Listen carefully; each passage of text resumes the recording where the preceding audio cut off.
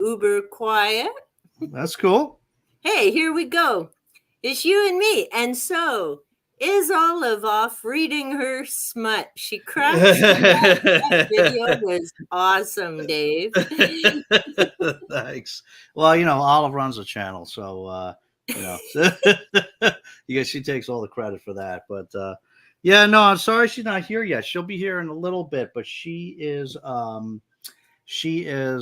oh, your thing just popped up here. She is taking mama for a walk right now. So Oh, yeah, good. we played I gave myself the day off, and Nice. we I hadn't planned it originally, but we kind of like, my daughter was off and my other daughter's leaving in Yeah. under 2 weeks for college, and so I'm like, I'm just gonna take the day off, and we all went to the beach, and Nice. so we just got back a little bit ago. Um, so yeah, it's a nice day. I actually live in.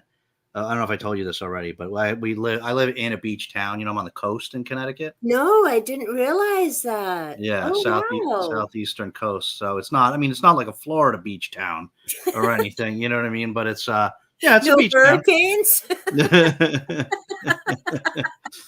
And it's a college town too. There's actually college. I forget sometimes. There's a university like literally a couple blocks from me. I walk past it all the time, Oh, and wow. but I guess the students that go there, I guess are pretty good, because they don't You really don't. don't notice them so much. But a lot of them probably like to come to this school because the beach is here. Yeah, no doubt. Well, because it would be a beautiful area to be able to just go and wander and study. Yeah, Like, what an amazing environment. And yeah. awesome that you're being able to have that time to spend with your daughter. And now this is the youngest one heading off to college, right? Yeah, this was the youngest one. We got the other two went to college already, and they're back home now. So they've been home for like, oh, I don't know, what is that now?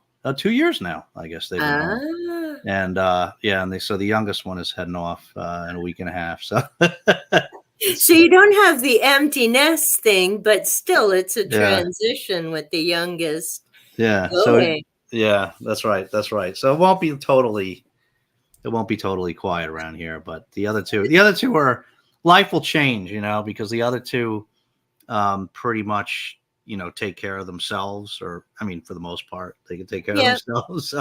So it'll be a little bit different. Like this year I no longer have to worry about making sure a dinner's made, because there's nobody that I have to make dinner for. So Oh, everyone else you know oh, I think we just froze up again there.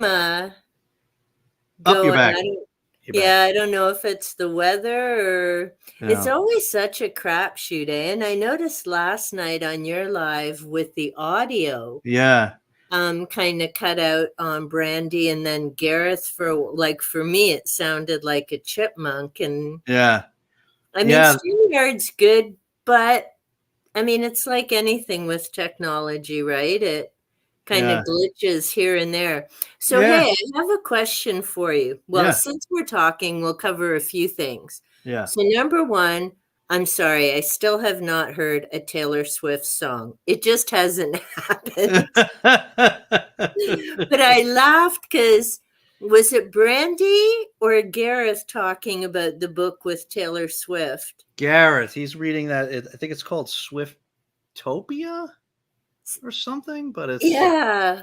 it's like a Taylor Swift zombies. I think it's all these like Taylor Swift fans, but they're like zombies. I think that's what it's about. So he's reading that for Garbaugust.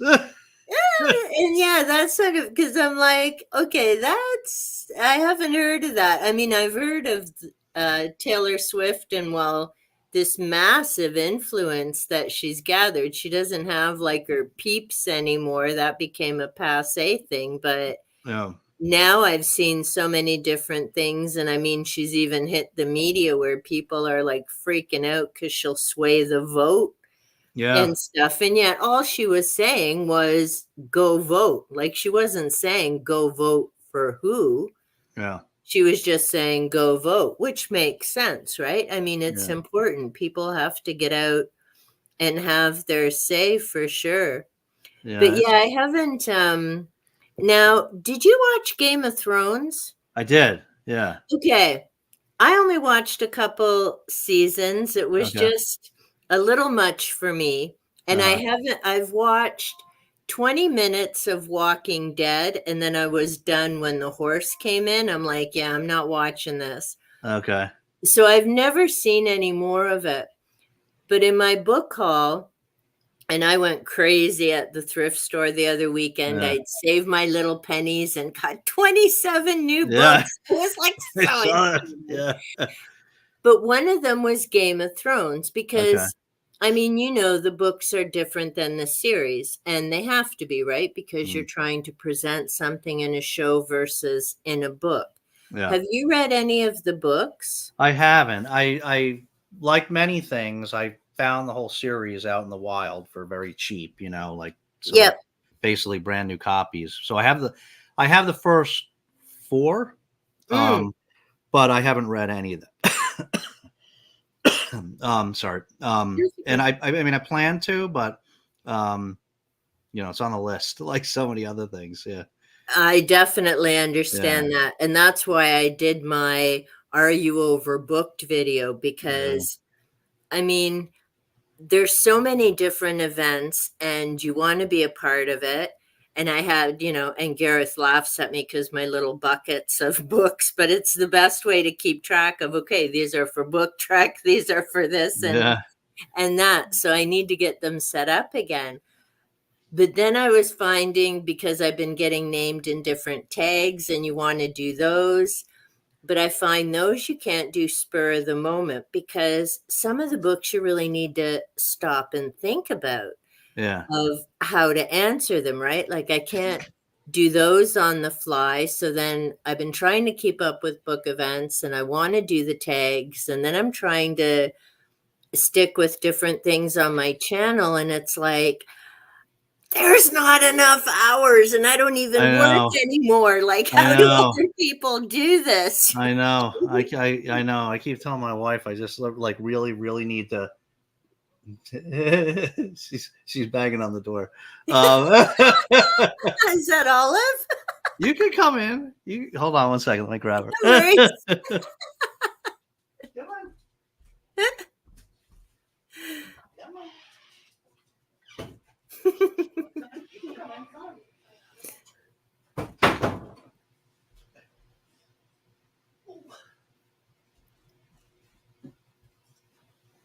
Oh, there she is. Hey, Olive. Hey. She's got the big pant on. Hi. Hi. Oh, She literally bangs on doors. She bangs on doors with her head. And it oh, literally, this happens to us sometimes. Like if, God forbid, I go into the bathroom and to take a yeah, shower or something without her, I'll be yeah. sitting in the shower. I mean, she usually follows me in there, but if for some reason she didn't, I'm in there and it sounds like somebody's knocking on the door. I'm like, I'm screaming, I'm in the Yeah, shower. I mean, hold yeah. on, and it's just her slamming her head against the Hanging. door. See, and in my house, well, and actually, here I think you've seen my, but here's my kids. Yeah. So we've got Zena, the 15-year-old, who loves reading with me. Well, she just loves crashing on me and pretends to read. And she was born in our basement, actually. We took in her Oh, mom. Her mom showed up in our backyard, and my husband called her mom Cedric the Trojan cat because she had kittens oh. in our basement. So we kept two of them. We had Xena, and then her sister Ghost passed in 2020, Yeah. sadly. Um, Panther is from the feral colony, and so he and his brother Shadow moved in. Okay. Sadly, Shadow, and we still have no idea how Hmm. feline leukemia became active because my kids don't go outside. Like once they come in, they're indoors. Yeah. But Panther's brother, we had to say goodbye in 2021. So we still have Panther. And he's interesting because he can see his grandma and a couple other family members who are still with us. The community's now only 4. It started with 18. Hmm. But Panther and Shadow, once they moved in, they were indoor cats. Like Yeah. they'd look at their family outside going, "You guys are nuts, man. This place is like the mansion, Yeah. the Hilton of kitty living." Yeah. Right. So yeah, Panther's now 7, and then Tiki is our first ever didn't take in from our backyard adoption. We found her at PetSmart just over a year ago in July, Okay. and such a character. She's like 2 years old now, but what a ham bone she is. She's Yeah. just a going concern, but they definitely give me content for Fridays because it's never the same show twice when you got fur babies. It's Yeah. just, Yeah. but And go it's ahead. funny how different they with different personalities each one of them has, right? It's Well, yeah, like you were saying with Olive and Riley, right? They're yeah. such different little monkeys. And it's funny because I did get my cat treats because Panther will come with me when I'm setting up.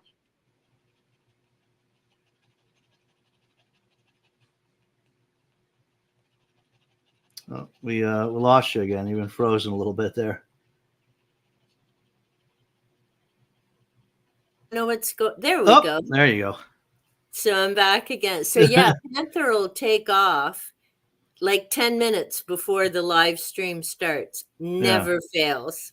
Huh. And No interest in try no, he and Tiki will water. wander around, but they Water. won't come right in front of the screen. And Yeah. Xena is like, "Yeah, I don't do cameras." Yeah. But it was funny when you were saying with the bathroom thing. Tiki is a hoot. She'll run in, and if you're running the bath, she'll sit on the toilet. She'll watch the water. She'll hop in the tub, but then when the water gets close to her paws, she's Yeah. like out of there. Yeah. But heaven forbid if you close the door to the bathroom, Yeah. the whole time you're in there, you see cat paws coming Yeah. under the door Yeah. and bang, bang, banging on the door. Like, what are you doing in there? Doors don't get closed in this house. This Yeah, is right. wrong. You're not closing that on me. That's right. It's like I'm supposed to be able to have free reign of this whole house. There is to be no closed doors. Yeah. She's so funny. She'll do if sometimes if I try to close a door or a gate, like we have a little gate to the Hey, basement that I can Fred. close, she'll oh hey Fred. Happy Friday. She'll reach around like she uses I never saw Riley do anything like this, but Olive will reach out. She uses her paw like a hand and she'll reach Yeah. like she'll hook it and grab it, like to yank the gate back open like that. Ah. It's funny. Well, But see, it was hilarious because, well, years ago we used to have dogs. We had a full-bred Pomeranian wolf and mhm, an Eskimo Spitz Storm. But it was hilarious because, and my dad was still alive then, so we'd go down to the farm and visit. And we just had Wolf at that time, and we take the crate. And mhm, my dad was like, Mr. Burley, farmer animals live outdoors kind of thing, right? yeah. And he would be flippin' hilarious because we'd be down there, Wolf would be in his crate, and here'd be my dad trying to figure out how to open this thing, right? And he's go, well, he seemed upset and I was trying to get him out. Yeah. Like, you're funny, like, yeah, dogs live outdoors. And here he was just, Yeah. being a ham with Wolf, and yeah, oh, look, he's kissing me. It's so cute. And it was just a riot. Like, Yeah. I do miss having dogs, but they're so much more maintenance than cats, right? Like, Yeah. that's why they say dogs have owners, cats have slaves. Yeah. Right. What do you think about Right, that, Olive? Olive? Is that true? Yeah, I've never had a cat. But yeah, it seems like it would be much less maintenance. In some ways, because they definitely have huge personalities. Like Yeah, Kiki is a going concern, man. The higher she can climb, the better. yeah, Now, thankfully, oh no, she's been up here on my bookcase too, because she can jump from this stand, right? right. The other day, for the first time, we caught her on the fridge. It's like, this is not good because Uh, you got to go from the stove to the fridge, and that's a habit I don't want her getting into.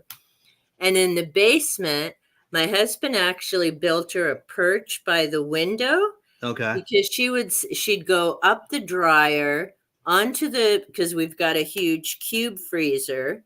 She'd hop on there because she loves looking out the basement window and seeing what's going on in the driveway.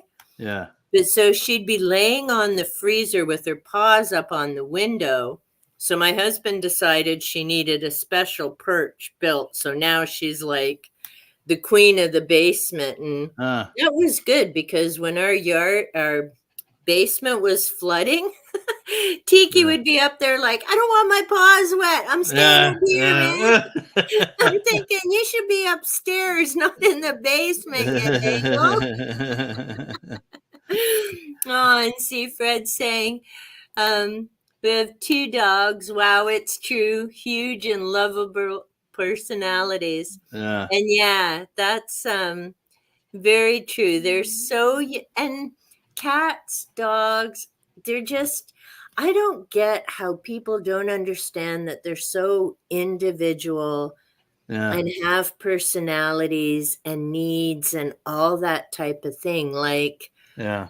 I know some people are like, "Oh, well, you're just attributing human things." And it's like, "No, we've No way. been well, my husband and I have been together, I think we're into the year 36, and we've always had pets with us, and we were pet owners before we ever met. Right. And they're all so individual, and I know when different ones have passed over the years, like you can tell the other ones are grieving because it's a Yeah. family, right? Like Yeah. they get to Yeah. know each other. It's Yeah. Yeah. right. I worry about that already because Riley's 9 Mm, and she is 4. But I only had the one dog when I was a kid. That's the only yeah. other dog I ever had. I never thought I'd get another one. And and now these are the first two we've had as a family. So, mm, um, we haven't been through that yet. Yeah, yeah. I wonder like how she'll do when I assume Riley will go first. But we'll But see. you never know. Yeah, And I mean, I'm not wishing, and I mean, to be honest, today I was looking through a lot of photos because I was trying to find one of Panther that I want to do a video about some of these UFO books. yeah, And I couldn't find it, but I was going through the photos of all the other kids along with him. And yeah, see, I'm going to get teary, even though it's been 3 years. yeah, But on the other hand, I wouldn't trade a second with any of them yeah. because there's just so many incredible memories. And, watching you getting the kisses from Olive and, me thinking of all the different moments. And it's funny, I was actually laughing with Kat, Hmm. a ginger bibliophile. And we're like, they give so much, but Yeah, we've also both noticed that most of the booktubers we're watching and connected with are all pet owners. yeah, yeah. That's true. That's true. Yeah, almost. Right? Like it was funny last night watching Gareth's cat walk behind him, Yeah, and he didn't notice because of course he's focused on the stream and stuff, right? right. But it was so because I knew he had dogs. I've seen some of his videos or a live stream when he was talking about his dogs, but he's never mentioned his cat. And suddenly there it was walking Yeah, on the ledge behind him. I'm like, oh, kitty. yeah, But it's kind of cool how many of us are pet owners, and Yeah. that's kind of neat. It's like books and pets Books and pets. um, Yeah. go together, right? It's that combo. So, Fred, wow, 36 years. Yeah, I Yeah. know. There's a lot of people shocked by that, Fred. Trust me. Wife and I, 18. Yeah. Awesome. Married for 14. Wow. Yeah, see, we're like these odd people. And I was laughing with another couple we know that we've only been married once and we're still together. And it's like, yeah, we're Yeah. kind of the oddballs in this society. It's like, Yeah. you what now? Yeah, my wife and I have a joke actually that because we've been married 24 years now, and Nice. and we have a joke. It started after only a couple years because we see all these people that would get married and they get to last a year or Yep. two and get divorced. So we saw this was just like a couple years in. One of us, I don't even remember who did it. I think I did it first. Wrote in a card, in an anniversary card, like happy anniversary, et cetera, et cetera. Most most couples don't last this long, and that became the running joke. We've been doing that for 20 years now. It's like in every card. It's like most couples don't last this long. It gets Exactly. longer and longer, and less couples last quite that long. I know, and I mean it's shocking, right? And like I say, to meet people who have stayed together, and I mean, I certainly wouldn't condone staying in a dysfunctional or dangerous relationship. But I really wonder how much of this is people just don't realize it takes work to make a relationship, a marriage, whatever work, right? Like Mhm, you have good times, you have bad times. I mean, we've certainly had our knock 'em out, you're a jerk kind of mhm, things, but then you work it out. And I remember someone saying years ago to never go to sleep angry, mm, because then you can't get to sleep and then you're already starting the day on a bad note. yeah, So try and work it out beforehand, but it really does take a lot of work and effort to make that relationship last and continue, and it's give and take and compromise, right? And yeah, I really wonder if this younger generation gets that, yeah, and all this divorce is just, oh, well, we've hit a hitch, or it isn't the romance I've seen in Hollywood, right? Like, oh, the spark's gone, time to move on. And it's like, but you don't get that the spark changes. yeah, I mean, like I say, we've been together 36 years and it's awesome. But I mean, have we had our dips? Have we had our challenges? Absolutely. We're both freaking high maintenance, yeah. which is why we stay together. Because, Right. not everyone can handle our maintenance level. Yeah, yeah, But on the other hand, like, yeah, it isn't all roses and champagne and whatever, but that doesn't mean it isn't amazing.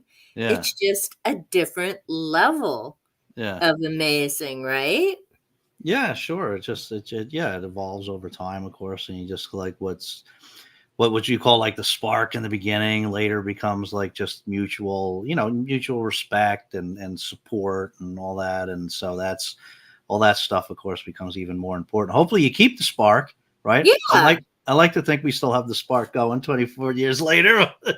Well, and I mean, look you at that know. amazing dinner that you planned. Granted, the hurricane wasn't part of it, but Oh yeah, it's those kinds of things, yeah, right? And people who give up so easy or quickly on relationships don't get that part of it, yeah. because there are, different sparks and treats. I mean, for me, and thankfully I'm sitting next to my bookcase.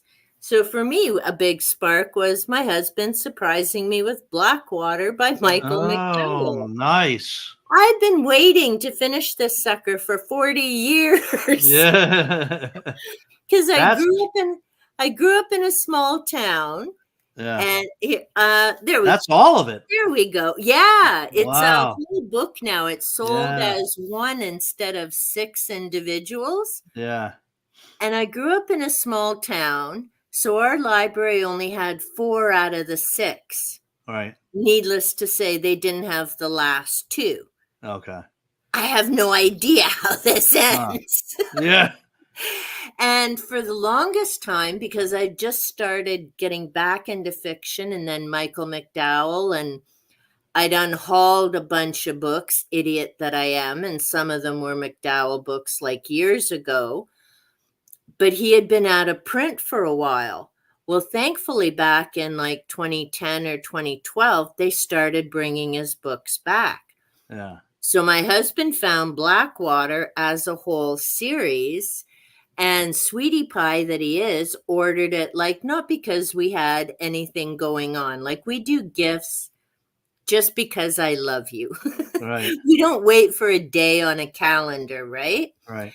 And so it was I'd had like a crap morning, and he had come home and he surprised me with, "Hey, look what I got from Amazon for you." And I'm like, Yeah. "Oh, you're the best." That's And awesome. I'm itching to read this, but Yeah. I've got other books I have to finish. I know. That's on the list. Oh, hi, Diane. Hey, um, Diane. yeah, that's on the list. I don't have any of those yet, but Oh, it's on if that you ever growing list. if you enjoy horror, and Yeah. if you can handle great Game of Thrones and Walking Dead, Yeah. McDowell will not bother you. Yeah. The Amulet, Cold Moon Over Babylon, they're considered Southern Gothic horror. Graphic detail on how he gets rid of everybody, and there's a Mm. body count, but the dog makes it. Ah. And to me, that's a win. Hey, Constance, Hi, as long Constance. I'm one of those people, you can knock off as many humans as you want, but the dog's got to make it to the end of the movie or I'm out. Right. Right. You and me both, I think. Yeah, and that's what I find hard. And to be honest, that's why I'd gotten away from fiction for the longest time, Mm. because I used to read Stephen King, and you can't trust that dude with a dog. Like, it just doesn't always go well. Cujo, obvious, yeah, it ain't going good. Right. But Tommy Knockers and some of the others, it's like, and even when I read Mr. Mercedes, I almost DNF'd it because I'm like, no, no, no, Stephen King dog, this is not going to go well. Yeah. Oh, look, the dog made it. Okay, knock off whoever you want, man. We're good. I can finish this book and it'll be fine. Yeah. Catch I up got a it. bit here on I remember. Oh, okay. And you know what, Fred? I haven't finished that yet, but Dave, you've read it as well. Yeah. Avi Loeb's Extraterrestrial.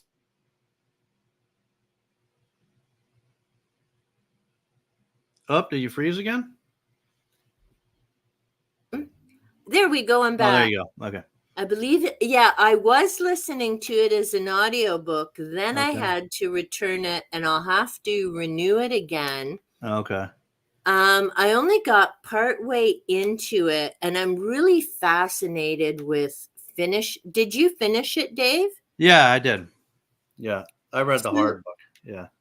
yeah, and I'm almost thinking that might be better, but I did start with the audio version. What I found in the first part, and I get why he did it with the family background and the connections, but does he get more into what this object is? Oh, yeah. Yeah. Okay. Yeah, he gets into it and he gives a number of different reasons why um it could possibly have been an alien craft, Hmm. and um I think Avi Loeb is like such a controversial figure at this point, I think, because Hmm. he's just like he pushes, like, he's no joke, right? I mean, he's no joke. I mean, he's got a very good pedigree, And Right. I mean, he deserves a lot of respect. And but he really pushes the envelope, and I think a lot of the people in that particular community get frustrated because they think he's like sensationalizing things and stuff. And Mm, I think some of that's a little I mean, he is somewhat of a he is somewhat of a, you can tell he does kind of like the celebrity and attention a little bit and stuff, but um I think he's also just it's on he's never said this is an alien craft. You know what I mean? I right. think he's just trying to open the discussion about like just like like you have to be open to these things. You know what I mean? Mhm. And here's why. Here's some reasons why that very well could be why it very well could be an alien craft. And and these are things that people don't think about. Just certain. He. I don't want to like regurgitate the whole book, but he gives a number of different reasons that are not like like you don't like. For example, one of them is that like I don't know how far you got in it, but one of them is he was talking about like even if it's not an alien craft, just some sort of alien technology, could be Right. defunct Like a alien probe technology. type of thing Yeah, or yeah, right. And like what he talks like one of the things he talks about is like this is not necessarily like an alien ship, right? That right. like flew into our solar system. Like most people don't think about the fact that we are actually traveling like our entire solar system is Yeah, traveling at incredible speeds, and this could actually just be a buoy, like some old buoy that some yeah, very old billions of years old intelligence left some buoys, localized buoys in space, and we're actually just smacking into it because we're moving at like such an incredibly fast speed, like exactly. it's And not like but most people don't think about that, right? Like most people don't yep, think, you just think about us as being like stationary and something would need to fly by the earth, but that's not how it works. So that's exactly. that's what a lot of I think that book was good for. It was just like you got to open your mind a little bit, think about things in other ways, and that maybe some of these ideas like that is tough to, like a moo object, which is very tough to explain. Mhm. Um, you know, open yourself up to these sort of ideas that it's possible. There are reasons that it's possible, and just be open to thinking about it. But uh, Yeah, and I only got into a little bit of it, and so I think I maybe got into chapter 4. okay, And I mean, the fascinating thing, even from that little bit of it, was and they only had such a short window to observe yeah, this thing, and it wasn't until it was leaving yeah, that they even figured it out. So I'm not sure, and he may explain later in the book how they figured out which star system it potentially came from. But I mean, the big thing with that was it wasn't following any of the projective patterns or trajectories they thought it should based on what they right, know about comets and other objects, right? And I think this is why he presented the maybe it is some other type of object because of the appearance, the way that it moved after it passed around the sun. There were just so many unusual things about this. Notice, and it was a couple years ago. So there were no TED Talks about this observation as well, about, it's just such a short period. And I mean, let's face it, they're taking their best guess because it's not like we can backtrack to when this is coming near us again, right? We may right, never see it again. right, So all they can do is really come up with their best guess based on what data they were able to collect. And I mean, the sad thing is because it's hard to be able to see things unless it's like Hubble, whatever, above the Earth, because we have so much flippin' light pollution and everything else on the planet. They're finding it harder to find places to put these observatories, and even those are impacted by weather, right? yeah, Because if it's a cloudy day, you can't do anything about that. Like yeah, if that's the day you had the um, telescope booked. And Yeah. it's funny because as a kid, I actually really wanted to be an astronomer Yeah, me too. until I found out it was all math and formulas. And I'm like, oh, hell no. I'm Yeah. going to be a counselor. Yeah. I can do that without the formulas. But Yeah. I would have loved to be able to spend my life looking through telescopes and just figuring it out. But Yeah. math and that thing, it doesn't compute in my brain. Yeah. Yeah, well, you can, it's still, I mean, we don't have to be astrophysicists, Elaine. We can just be amateur astronomers. I still tell myself that in Exactly. retirement, I'm going to become an amateur astronomer, get myself a telescope and sit out on the deck. Well, But yeah, go ahead. go ahead. Go ahead. No, I was just going to say, you're right, though. It's tough. That's why we need more telescopes in space, because it's tough to see stuff from here. But this James Yeah. Webb telescope, man, it's doing some great work. They're finding a lot of cool things. There are a lot of amazing things. And I mean, I was lucky. My dad bought me a telescope, and I grew up on a Yeah. farm, so out in the country and away from all that light stuff. Yeah. And I mean, he was, because I was always into out of the box stuff, and he knew that. And well, people in my town knew that. I was like that weird kid who, what's aliens, that Yeah. ghosts? Yeah, there's something wrong with that kid. But so I had my telescope, so excited, set up, and it was a full moon. I was like uber thrilled, could see, everything, right? I'm looking through it, and my dad, because he's quite the character, he's like, do you see anyone waving at you, honey? Seriously? I know I read about aliens, but I don't think they're going to wave at me from the moon, man. Like, come on. But I still have that telescope, and it works awesome. It's just like a little teeny thing with a Yeah. tiny tripod, but that sucker, you can see Jupiter and Saturn and the moon. But yeah, he thought it was just a giggle and a half. Oh, that's To great. he's like, can you see the flag? The Americans put a flag there. No, Dad, I can't see the flag. No, Dad, nobody's waving back at me.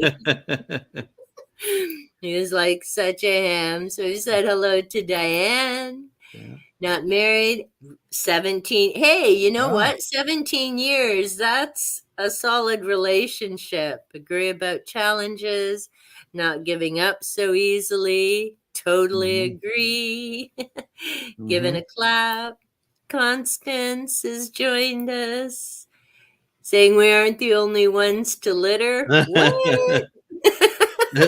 That's the aliens leaving technology out there, right? Is that what that Well, and you is? know what? Look at the stuff that we have, and it makes you wonder.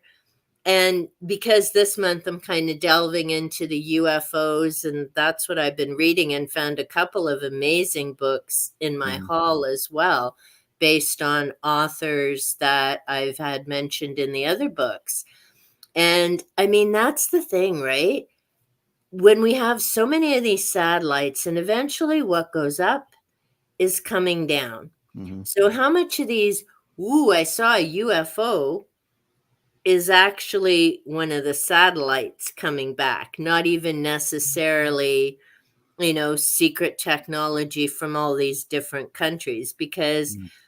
personally, yes, I think there's something out there because the universe, multiverse, whatever you call it, is just way too freaking big to think we're the only ones out there, Mhm. out anywhere. Do they look like humans? Who knows? I mean, that's what this works like on this planet. But I mean, look at the different things they've discovered way in the deep ocean and in places they never thought life could exist. Yep. So, who's to say there isn't some type of life form based on something other than carbon that hasn't advanced as well? I mean, we're Mhm. pretty arrogant when we can't even explain why there are different races of humans, let alone where they came from and how they evolved, right? Mhm. Because they talk about, ooh, it all started in this part in Africa. Okay, maybe, but that doesn't colors of people. Like they've never ever broached how that happened. And I don't believe that, oh, well, it was because some were in the sun and some were. Give me a break. Like, do Mm. you really think that's what caused the different colors of skin if we all started from the same pool in the same country? So Mm. there's got to be something more out there in the universe. I think there's so much that we haven't figured out in terms of science and understanding the universe and how all of that works. I think there's more to come. I don't think it's necessarily going to be in my lifetime, but I mean, you look at even just the last couple 100 years and the different changes in science and what they've discovered.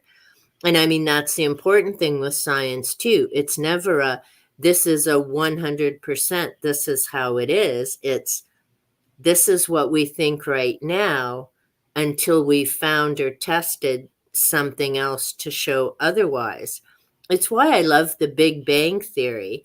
I mean, they're theoretical physicists, and yes, it was a comedy, but it was also talking about the importance of having to keep moving forward and kind of pushing that envelope and what's changed with things, right? Yeah. Yeah. Are you or your wife Garden. into gardening? And how's your backyard gardening going? Okay, Dave, you first. No. My answer's simple. No, we're not. We don't garden at all. Me My on wife. the other. Go ahead. I was just gonna say my wife my wife gets obsessed with like the weeds out in the back. So she goes out every summer, pulls some weeds, and gives herself poison ivy. That's the extent of our gardening Oh experience no. every year. Oh no. Thankfully, I don't have that in my yard. Oh, and poison ivy, that I remember from the farm. And I mean, you need soap. Man, the best treatment for that was put soap on it and let it dry to take the itch out. But Right. oh, that I wouldn't wish that on anybody. And Fred, I've got my a yard video coming next week. And I just call it the jungle this year because Dave and I were talking before the live stream about the up and down climates we've been having here in southwestern Ontario with the hot and cold. So I haven't gotten out near as much as I'd like to. So I just call it the jungle. But the groundhogs and the raccoons and the skunks and the feral cats, and we've got chipmunks again this year, and I don't know how many different species of birds for a change, is all Mm. doing well. But Fred, I did want to mention because you had your video with the book about worms, which I thought was awesome. I agree with your wife. Don't get a vermicomposter for the house. They're a lot of work. You have to be super careful about how much you put in there and what the worms can handle. And then, of course, you have to get the worm poop out for all of that. And Fred and I are both here in Ontario, so we've got those wicked winters, or we'll see what this winter's like. Last winter was mild, but I have 3 composters out back, and that's nice because then I can fill one up with like coffee grounds, all that kind of stuff, vegetable peels, yard waste. And then while one's breaking down over the winter, I use the other one. And then I can switch things to the third one. So even though it doesn't Mm. break down all year long because of our cold temperatures, I always have soil that I can use the following year. So I'm all for outdoor composting versus worms indoors because you have to be super careful, especially if you're putting in eggshells, that you really crush them down so that the little critters, not just the worms, because you get snails and millipedes, like compost piles are crazy busy.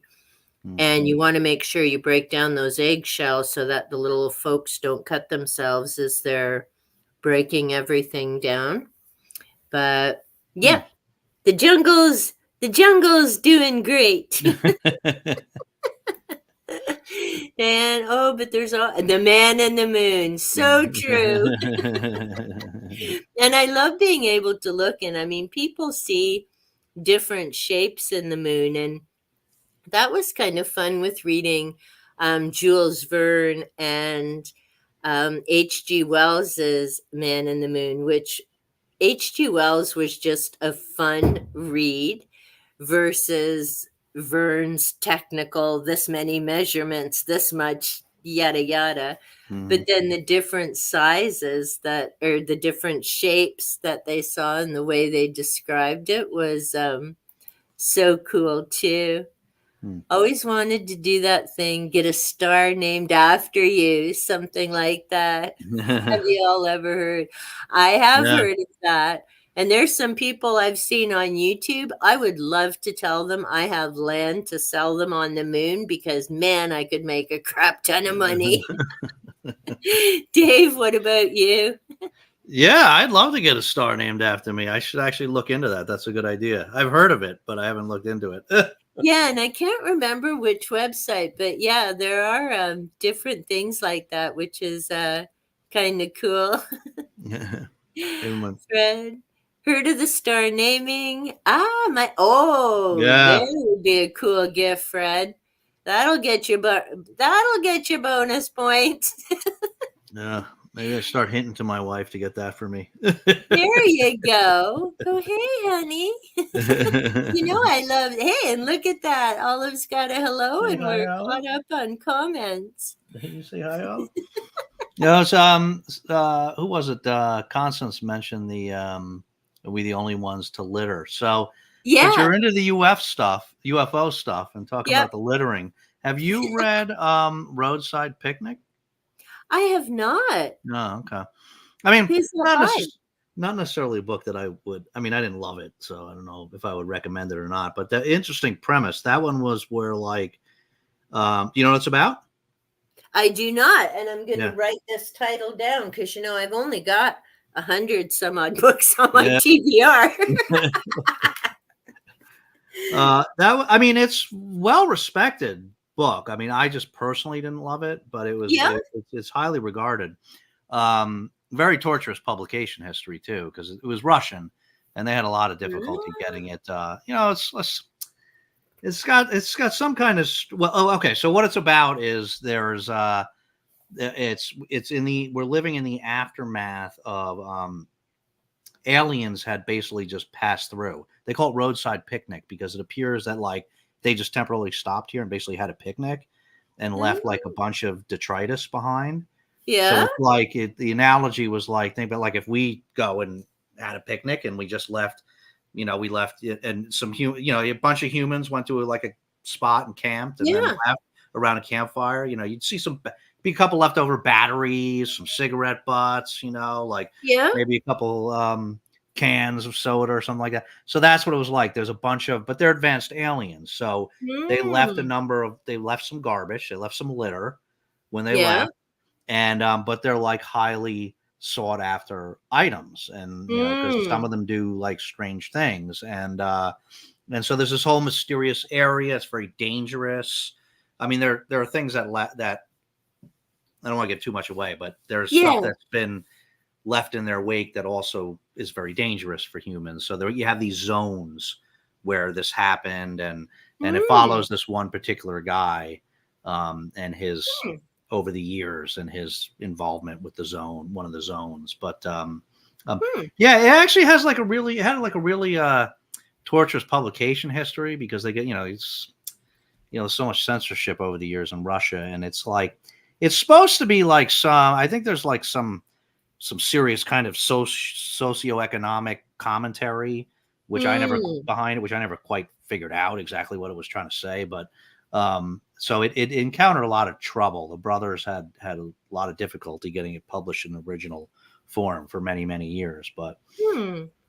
Yeah, um, I have to check that out. Sounds no, interesting. uh, and there's been like I think there's a movie called Stalker, which I have not seen based on the book. And there's even Hmm. I think there's a video game series Oh, really? based around this book. But I'll have yeah, to definitely look into that. And, because, yeah, I love finding different things and different thoughts. And I mean, again, even with something like that, and well, I was actually super excited, but I'm not going to mention the name because I've been putting out feelers for live streams.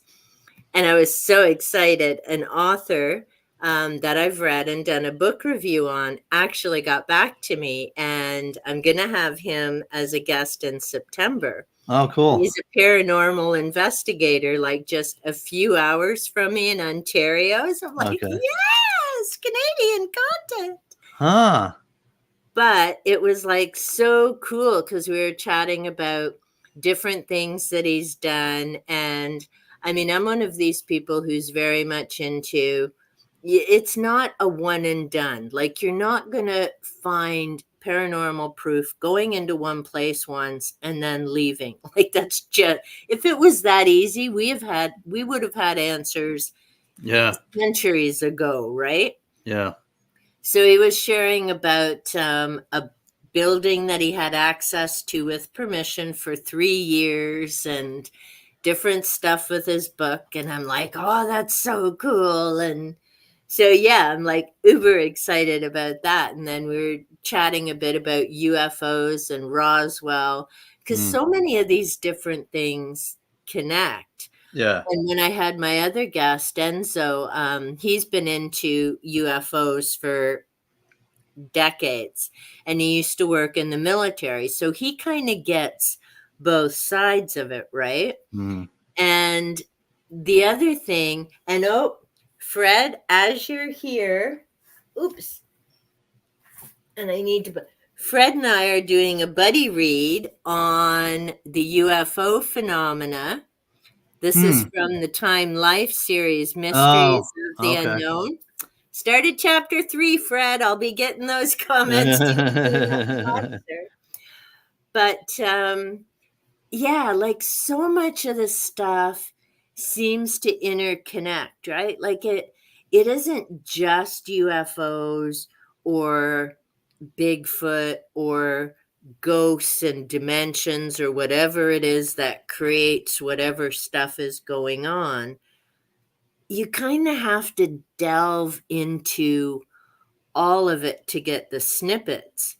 But when this individual and I were talking yesterday, we got into this conversation about Roswell because I'd just been reading about it. And of course, that's where a lot of people start with the UFO stuff, right? And Right.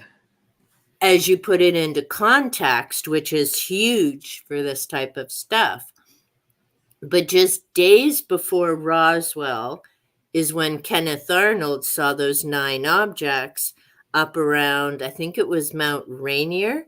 He was actually flying looking for a downed plane.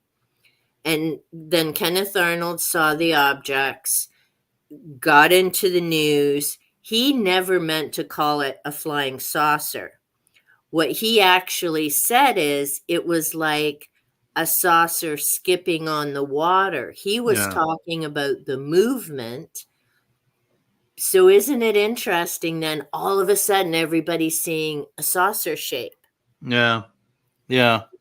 And then the thing at Roswell and the one book that I just did the review on speculates that there were 2 crashes, not one, because there was someone else who had seen something within the time frame. But the big bugaboo of trying to figure this all out is that they really didn't start looking into the nitty gritty of all of this until 30 years later. Yeah. So, unless you keep a journal and a very precise journal, most of those people had no idea what day or time they'd seen things or who they were with or what Yeah. conversations. I mean, think of yourself and trying to go back to anything 30 I years don't. I ago. can't remember what I had for breakfast on Wednesday. I mean, yeah. No, that's That's totally true. Exactly, right? And Yeah. this is why I journal. Yeah. But I get rid of them every few decades because I don't need anyone to know how crazy I was after I'm gone and they read through my journals going, wow, she was really nuts. It's Yeah. like, of course she was. That's Let me why she ask you got rid this. of everything. Let me ask you this, Elaine. Do you find yourself ever going back to watch your own videos to refresh your recollection on issues in a book? I'm at that Nope. point already because I've been on a few years now where Yeah. I've actually like started to forget a little bit about a book that I read, and I had to go back and watch my own video to it's like that's my journal. I don't keep a written journal, but it's Yeah. like my video journal, so I can. Now, see, that's an interesting point, and it's funny you mention that because I've been thinking of that with some of the cat videos. The books I can tend to remember, which thank goodness, and I think part of that's because I worked in schools for so long, Yeah, and my brain's just trained to remember the stories and all of that so that I could, in a quick snippet, give my students a little bit of a hint or a nudge in the right direction to help them. yeah. So, books I've always been able to remember. Now, do I remember what I've said in the videos? Not necessarily. Do I remember what pictures I've used with the cats and done? I'm like, oh my Yeah. God, am I going to end up creating the same video? Like, Yeah. how am I going to remember? How am I going to remember this? And so I do some jot notes, but I find it really awkward to watch myself. Like, it was funny. My husband, I Hmm. can't remember where we were now, and he was showing somebody one of my videos. And he's like, "Hun, come look at this." I'm like, "No, I've seen this 3 times before I uploaded it. I don't Uh, want to see me again." oh, see, we're very different that way. I must be very vain because I love watching myself. But see, but that's not a bad thing. But I think, like, for me, because I do literally see them probably 3 times before they ever go up, and Uh-huh. there's still glitches and dumb things I do in them, but I record it, and then I probably watch it at least, so I should say I probably watch it at least twice.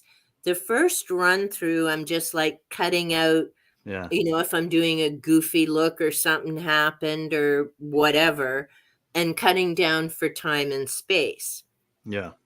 and kinda listening to what I'm saying because I always wanna be uber careful about the words I use, not that I'm never gonna piss somebody off, for me, it's more about, am I saying and conveying what I wanna convey about the book or the topic that I'm discussing? So after I've gone through that one go through, then I'll go through a final time and listen. And so it's more about listening specifically. What have I said? Can I take that out? Am I babbling too much at this point? Does that help make the point? So for me, by the time it goes up, I've seen me so many times. Yeah. I'm good. Yeah. Yeah, me too. I've seen it a couple of times too. Um, yeah, I spend way too much time, but but I still like to watch it again later. I don't know. But that's okay, and sometimes I have watched some of mine, and I crack me up, especially when I know if I've kinda done because I compared to when I started 2 some odd years ago, and I was like Miss Stiff and still in EA mode trying to, like, this is the book, and then I'm like, "What the hell am I doing? These people aren't writing a report." Like, Yeah. you Yeah. you don't have to give them the whole synopsis. they Yeah. they just want a snippet and a flavor. But I Although have go ahead. I'll tell you, there was one time that I read a book. It was a very serious book. It was called The Ledger and the Chain, and it was such an educational book for me. I'd only read it because I saw Steve Donahue got it in the mail and held it Yeah. up, and he was like really excited to have it. And I said, "Oh, that sounds like it was about it basically was a historical. I mean, it had just come out. This Mhm. was like a year or two ago. It had just come out, but it was meant to be historical overview of the domestic slave trade within the Mm. U.S. Like after they had implemented federal laws to stop bringing anybody over Yeah. across the Atlantic, then just the domestic slave trade that developed and the key characters Mm. in that, and I just saw that and I'm like, I don't know anything about this, and that sounds Mm. like pretty essential reading. So I got it and I read it. It was very educational for me. I'm so glad I read it. Mm. And but it was so I did a review on that, and somebody did leave me a comment. I forget exactly what they said, but they were studying that. That was one of the books that they were studying in college, in one of their Nice. classes, and that they were very appreciative of the video because that helped them because they were using that book. So that was yeah, so that Cool. was cool. Yeah, very much. And nice that they left you a comment to let you know. Yeah. So that was I just mentioned that because you were saying whether or not that's somebody that was writing a report, and so Yeah. Well, and see, that's why it's kind of hard sometimes to decide what to say in a video, right? yeah, Because you don't really know who your viewers are. And unless they leave you comments or share, it's kind of an unknown. So you're kind of hoping that what you're sharing is what people are interested in. And I mean, for myself, I really try to avoid my sub count. It's not that I don't appreciate them, I absolutely do, every single one of them. But it can be soul sucking sometimes when you've spent hours and hours on a video and it doesn't go anywhere and you're just not growing. yeah, So, what I've learned over the last month and a bit, the main number I focus on, because you can't help but look at the stuff when you go to upload a video, right? Because as soon as you go into studio, boom, it's all kind of there. So, I go to returning viewers, and I've been lucky. I'm doing something right because I've managed to stay between 20 to 30% of returning viewers, yeah, regardless of what my sub count is. So I'm doing right. I have loyal viewers who are coming back, and I'm happy with that. I mean, would I like to see growth? Well, of course, because that would be nice, right? right, But I'm very happy with the returning viewer count. And I find sometimes with YouTube, it can be such a challenge because there just doesn't seem to be any rhyme or reason how some channels kind of blow up and take off, and some other channels, you see they've got amazing content and all, and they're yeah, low numbers. So I don't know. I think when you go into something like this, and it's something I worry about, especially with new creators just starting, is not to get caught up in that number game or take it personally, because that can be a short trip to crazy town. yeah, Because it really isn't about the quality of what you're producing. It sometimes just have some viewers had a chance to see your content or not, yeah. right? Yeah, that's true. That's a lot of it is just and I don't want to, poo poo any. I mean, I think Yeah. nobody gets high sub counts or a lot of views without putting out quality content. But you're right, there are a lot of people that put out quality content that don't get those things, right? Like um you and me included, right? we Well, like to hey, think you're in the we like thousands, so you're we good. we like to think we put out some decent quality content, um but But yeah, you're right. it's but so a lot of it is luck. A lot of it is luck in terms of just um how you get the exposure, and so yeah, I think that's right. It's important. It's one of those things that's so much easier to say than to do, to not get hung up in the numbers. But I think you Mhm. just eventually you got to get to a place where you just, I mean, my theory is like I'm never gonna have that. I don't think I'm ever gonna have that blow up at this point. It's just gonna be a very slow, gradual growth.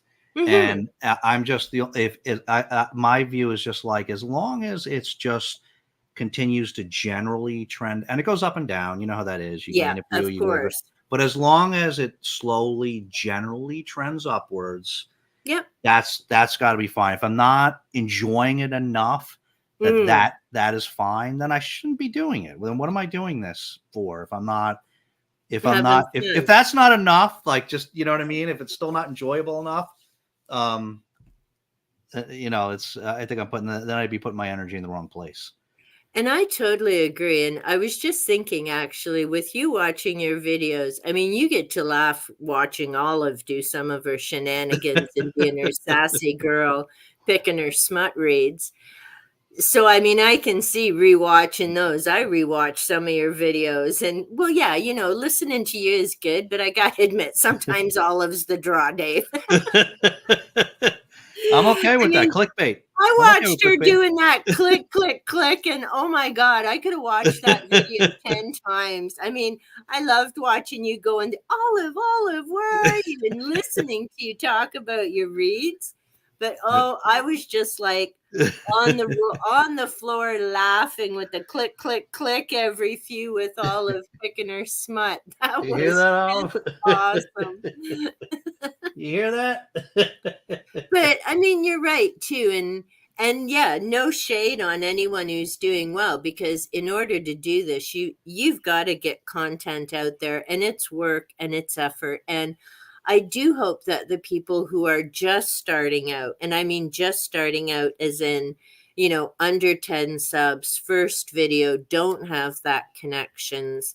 And that's why I follow in his channel. His name's Nick Nimmin, and he supports small YouTubers and talks about, all the changes in YouTube, and encourages people and gives you tips and all kinds of stuff, and has live streams on Saturdays. I don't always catch them, but he's got different things through the week.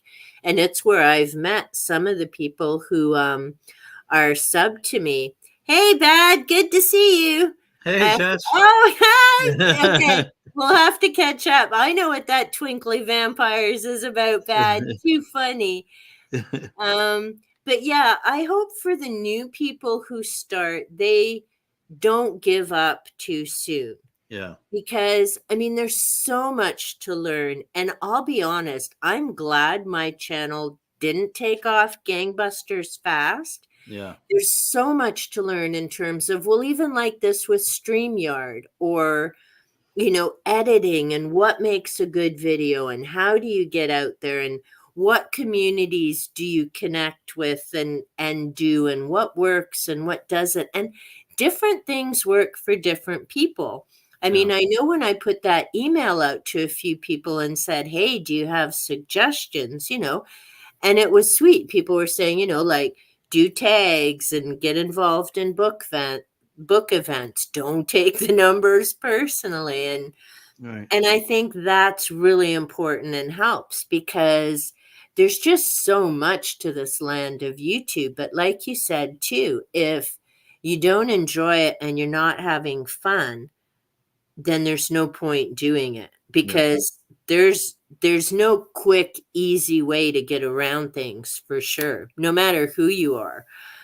yeah, Although I did have to shake my head. There's one, and they're not in booktube, but the more I've looked at this one channel, the more I'm beginning to realize it looks like they've actually bought subs and bought views, because you can tell by their catalog that they've got like a ton, and I mean a ton, of subs and hardly any views. Well, that doesn't make sense. If you've suddenly had that many new viewers, And I'm like, why would you do that? Because that's now going to screw up all your analytics Yeah, sure. in terms of returning viewers and interest. And like, Yeah.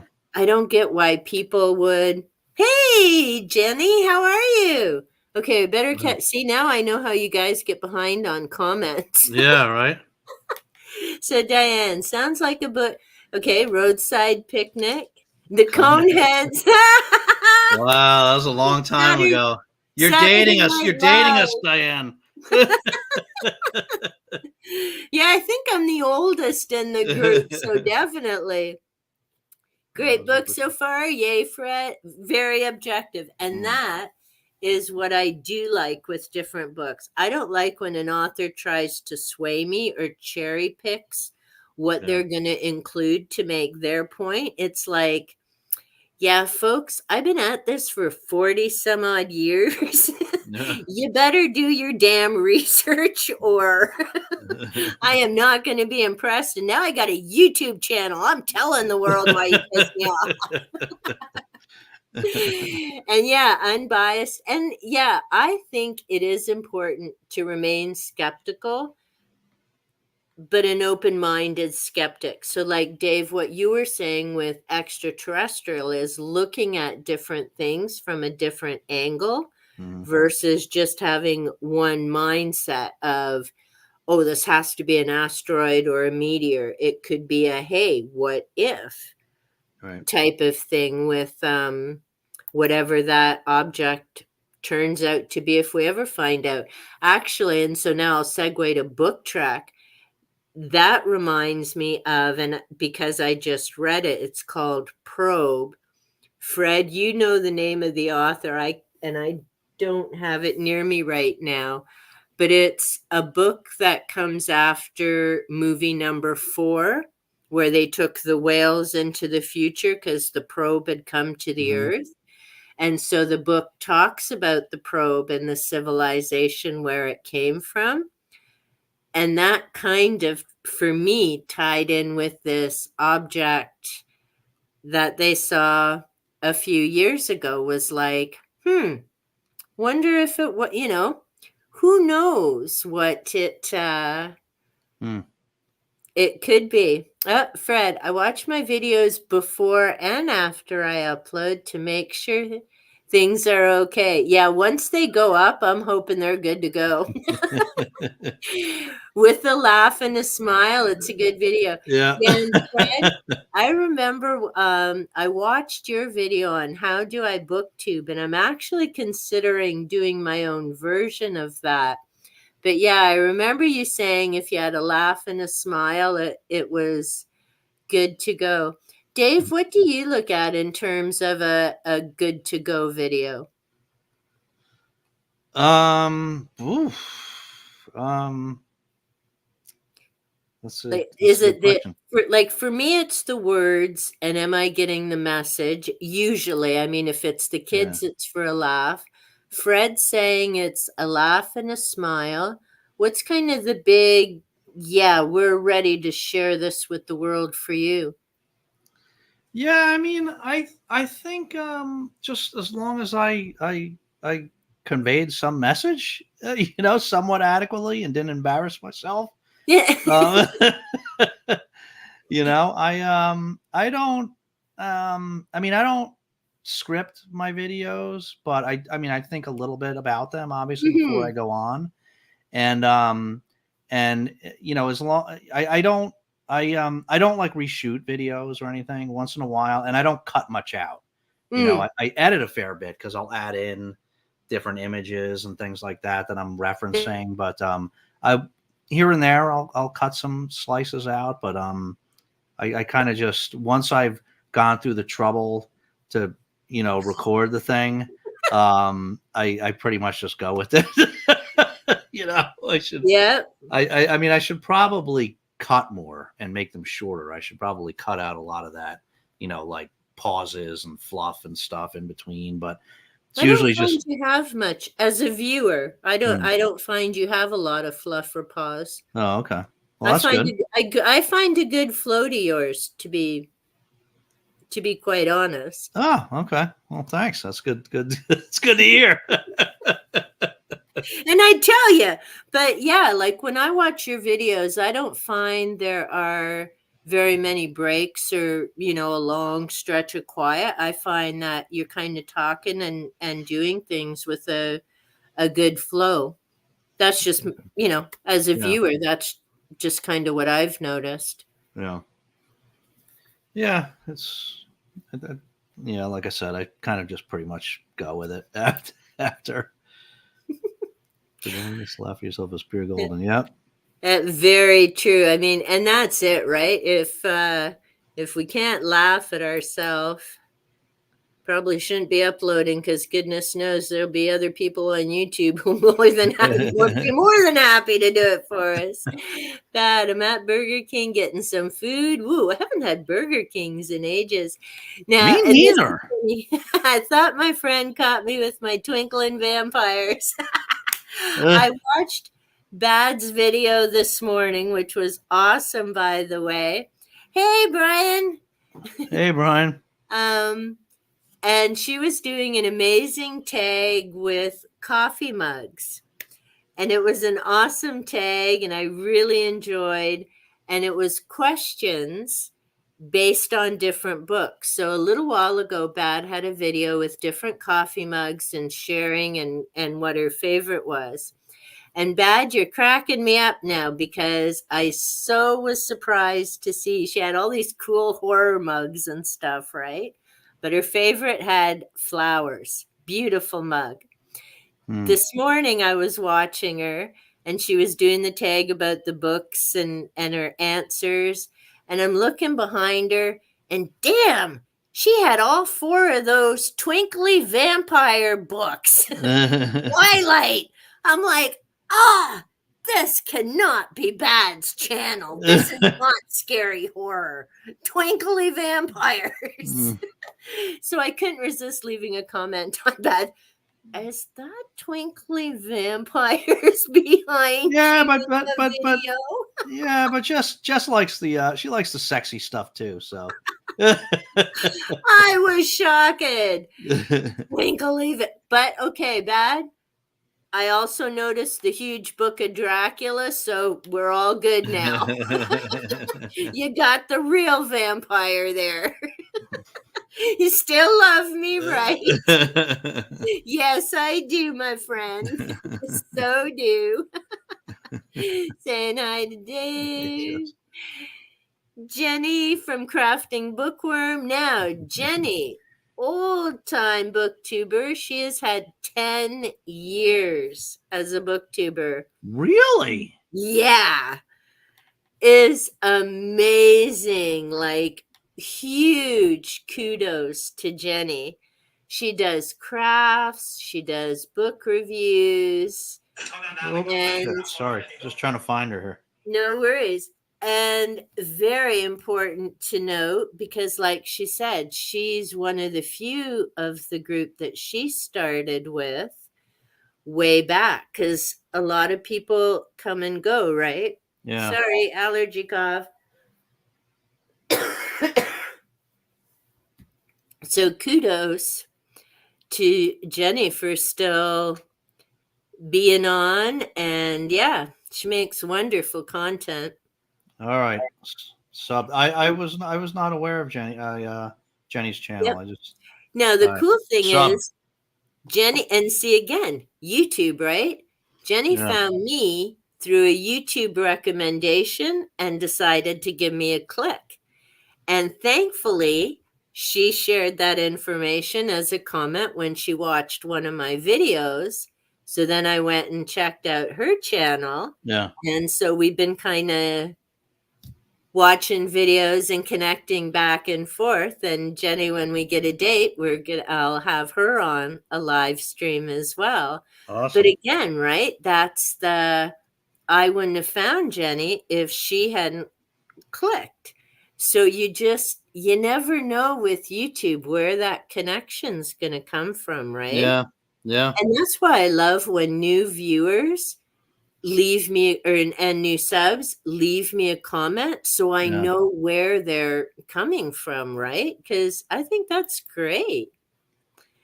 And Brian, hello all. Fred, always amused some of the suspiciously juvenile human concerns light year traversing aliens seem to exhibit. Yeah, no kidding. There's some definite interesting things come up. Saying hi to Jenny, Diane. Definitely don't script my journals. Why you don't ramble? And this is it. I love enjoying hearing people chit chat in that. And it's funny. And Fred, I do remember you said you try to keep your videos to 10 minutes. The only ones I keep to 10 minutes are my cat videos. But I think for me, part of it is because a lot of different books I talk about aren't fiction.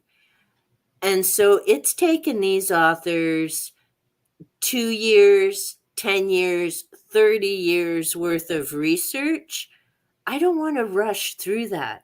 Like, I want to say as succinctly as possible, but I want to give them more than 10 minutes.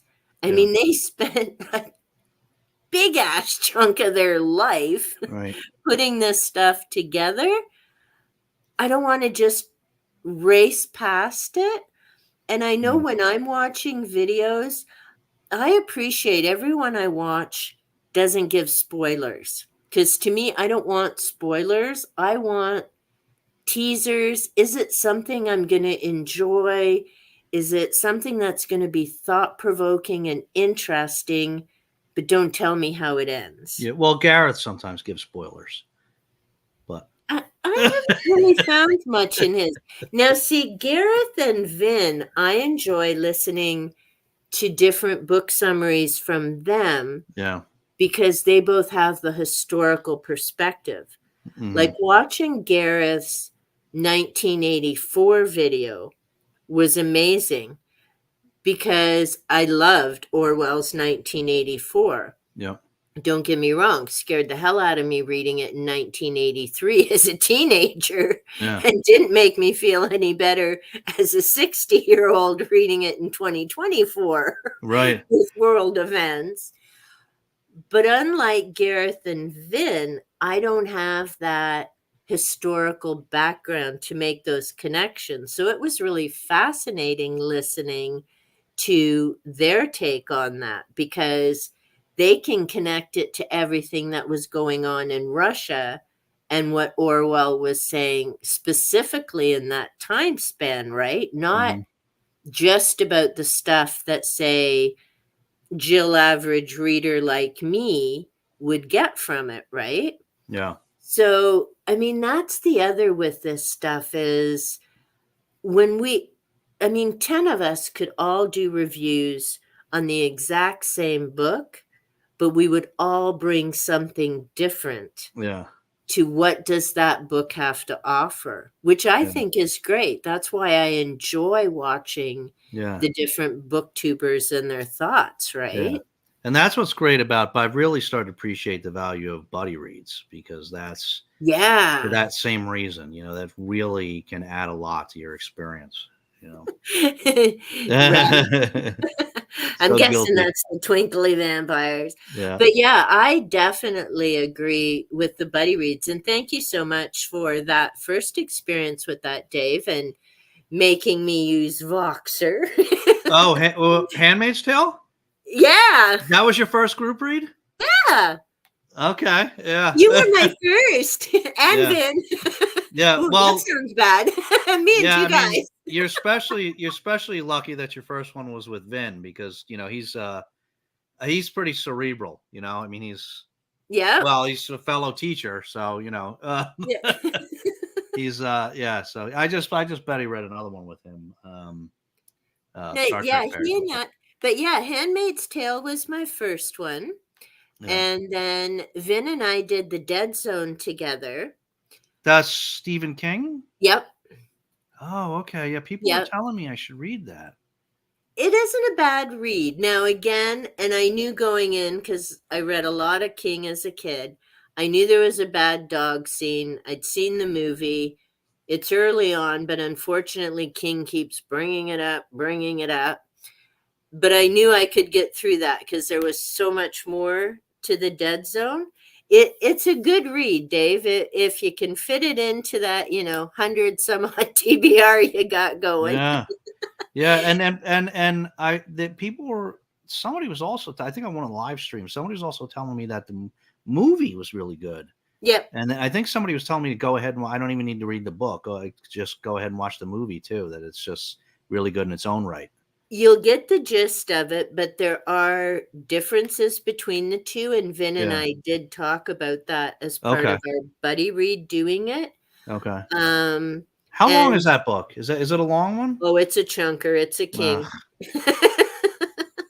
It's not a weekend read, Dave. I always got to think very. I'm so slow. I always got to think very carefully about the chunkers. Hey, do the audio read and kick her up to 2.5 times fast and Yeah. chipmunk read it. Yeah, I guess I could do the audio. But yeah, it's not one of his shorter reads by any means, but yeah, we did that. And then now, so my third buddy read is with Fred on the UFO phenomena, so Hmm. that's been fun. And I mean, I want to do a few more, but at the moment I missed Rocket Summer. I had my book set aside, super excited, didn't get anywhere near the books read I wanted to, didn't even start H.G. Wells or any of my Rocket Summer. And I'm Hmm. just finding, and so I could relate to what Gareth was saying last night too, is just kind of having to pull back a bit and say no to some Yeah. things, as hard as that is. Yeah. And to be honest, that's part of why I planned out my channel until March 2025 with themes, because Okay. that's the only way I'm going to stay on track Yeah. to keep with some of my own reading. And Yeah. it's like, well, okay, if I'm doing this, I need to get these books read to make content for my channel, and that's kind of priority number one, Right. because it's why I have a channel, is to be Yeah. able to share, right? Yeah. And as much fun as I'm having with the events and reading, and that in turn has led to meeting other people and reading some books I wouldn't have otherwise. It's just finding that balance, right? And then on top of all of that, then you've got this thing called life and Oh. fur baby kids who want your time, and it's like, no, I don't want you editing right now, Mom. I'm Yeah. standing in front of the screen, I'm Yeah. stepping on the keyboard. Figure out what I did to your video now. And I mean, I tell you, if I don't do the backspace, Tiki's left some pretty gnarly messages on some things, because she just stomps on the keyboard, right? She may be a compact little model, and she is a tiny, we call her the teeny princess because she's small, even though she's almost 2. But man, that girl wants to stomp her feet. She can pound that keyboard a good Yeah. Yeah. Olive broke one of my daughter's keyboards. She was like, she did not like that my daughter was trying to do work, and she just started walking on her Oh, laptop and broke it. We had to take it to the Apple store, pay like hundreds of dollars to get the thing oh fixed. no. Oh yeah, the pillow Like story. 60 stuff. So bad. So you maybe heard me talk about this book. Last year, Jess made me and Olive read this. She got or not made us, but she got us to read this book called Unhinged, which is one of Yeah, these like I remember you bizarre. saying you do the So, review. and it was like such a pleasant surprise. It was actually really good. I didn't have a lot of Nice. experience reading those type of like crazy smutty books. And so Jess, if you're still there, Olive just downloaded another one of her books now because she Oh, liked Unhinged so much. She just downloaded Pushing Cushions for this Garbaugust. So if you want a buddy read that, Olive's ready to go if you hey, haven't read that one yet. Olive's right on it. Janie, no Twilight. It's awesome. Do you think a lot has changed Oh, that's a since good you first question. started? Yeah. That's an excellent question. Lovecraft videos, saying hi to Fred, creator of the Door Story. The Good, story, correct? That's good. correct. There you go. Thank you, Dave. Awesome, Fred. Some of the aliens do exhibit human characteristics, hoping the book I'm reading talks to this. Well, the UFO one, the page I'm on, it's all pictures and descriptions of the different UFOs right now. So the Greys, the Nordics, and there's a whole bunch of Mm, other ones there at the moment. Come on. Oh, okay. No Twilight. No kidding. And I yeah, would love to do a buddy read with you, Bad. I will have to find you on yeah. Voxer. That would be awesome. Hey, if you like Michael McDowell, Southern Gothic horror, I'm definitely into that. Or we can pick another book. That would be amazing. Low Bad. Agree, often say more alien things to be found in a deep study of Earth's biology Yeah, than in most science fiction. Yeah. yeah, And true. I mean, even with that, you have to watch, and I mean, you get into different conspiracies and that. But there was one, oh, it had to do with Russians in the Antarctic and this creature they found way, way down in the ice. And it was Mm, just a bunch of stuff. They mhm. didn't really find a creature, but I mean, the things that they found in the Marianas Well, Trench how and do you know, all these Elaine? You other, don't know. You don't well, know. Could be a big, yeah, massive cover up. yeah. I'm just teasing. Did you see my thrift video with the UFO conspiracy?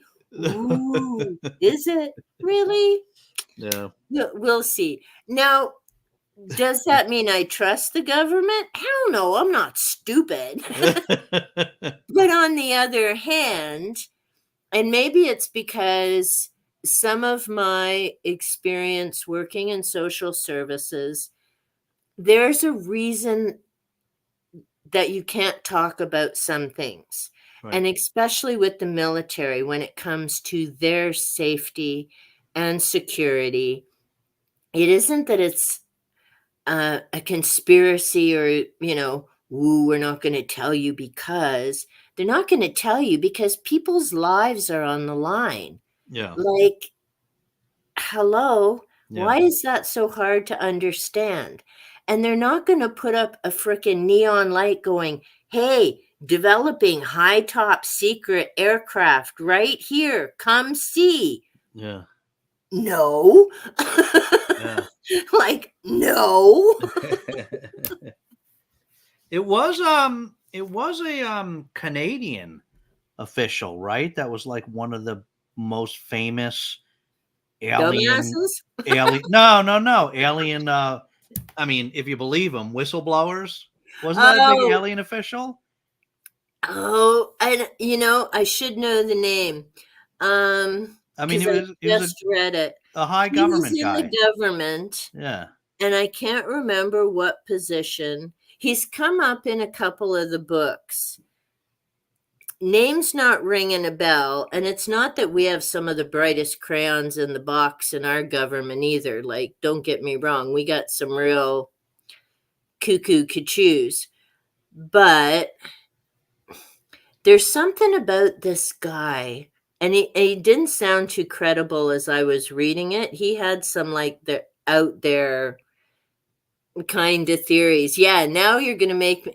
Now I'm have my homework for the weekend, Dave. Thanks. I gotta look up who this guy is. But there is a Canadian official, and actually, there's another one, and that was good about the reading from one book. And he's a Canadian. His name's Chris Rutkowski. He's an astronomer from Manitoba, and he's actually been doing the Canadian UFO survey for the last 34 years. Mm. Now, here's the funny thing, because for as much as everyone says we're nice and all that, we're a bit ornery and set in our ways. So here in Canada, we continue to call them UFOs, which of course is unidentified flying object. In the States and other countries, they now refer to them as UAPs, unidentified aerial phenomena. Mm-hmm. The reason for the change is because now so often, as soon as you say UFO, people automatically identify it Yeah. with spacecraft Yeah. extraterrestrials, which isn't what the term was ever meant to imply. It simply meant, I don't know what the hell I'm looking at, Yeah. you know, but in Canada, the term's still going to be UFO, and that's the report that he puts together. So we do at least have a grounded individual Yeah. doing some things. Yeah, I can't remember the guy in the government, but Hellier or something like that. And I can't remember what he had even shared, but he didn't sound like he was one of the most credible people Mm. going on. Janie agrees. Spoilers are bad. Fourth Wing on audio. And I don't know that one. Do you know that, Fourth Dave? Wing? Yeah. Oh my goodness. Yeah, we have a couple copies of that in this house. I almost feel like I have to read it now just because it's like such a phenomenon. Yeah, Fourth Wing is like I think most people I haven't read it, but I think most people are characterizing it as like dragon romance.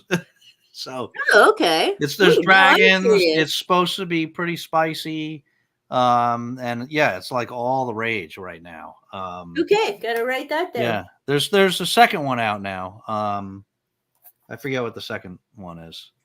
Um, but yeah, it's pretty popular. My daughter's, I think we have a couple copies in this house, none of which are mine. Any olives? Well, no, but she might be reading one of them. I don't know. Okay, lots changed over the years. And a 4-year hiatus. Okay, so see, also good to know. If Mm. some of us disappear, we may reappear. Lot I Yeah, started with, don't see doing. Yeah. that And definitely that's the happens. thing too is and I mean it's not just booktube. I know because when I started I ended up following a lot of paranormal channels and other types of channels, and you really do notice a lot of people come and go. And I think part of it is life gets busy because to do videos, it takes a lot of time and work. Whether Yeah, you edit or not, you still have to find the recording time. You have to have something to talk about. I mean, I take my hat off to the people with these cooking channels because, Lord, I know way between tracking down all those recipes. You got to go out, buy all the groceries. You got to have your camera all set up to do all the video. And what if it's something that you tasted and you hate it? You're not uploading that as yeah, like those are a ton of work. And I mean, yeah, for us, we get to have fun, read books and talk, but yeah, even reading the books, you have to find the time to read the book to make the content, right? Like you can't just off the cuff, oh yeah, here's what this book is about if you haven't read it. right. It's a lot.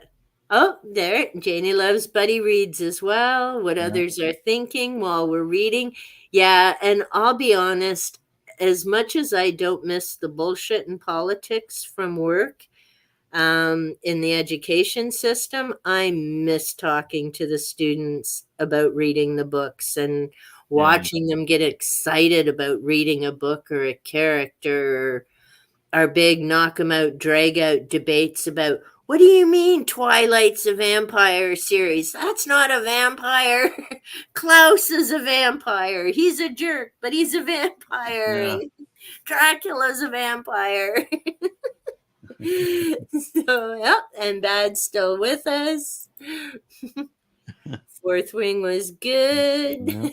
Yeah. Tell all of yes. That's Oh, for the pillow she wants one. somebody read Pushing Cushions. All right.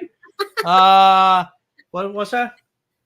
Yeah, yeah. Okay. She said to just send me a message, Jess, when you're ready to do it. Okay. Yeah, she's gonna do it with you. She's gonna do it with you. Yeah, and Fred saying, it's too bad. So, a couple of booktubers no longer post. Enjoyed watching, and I agree.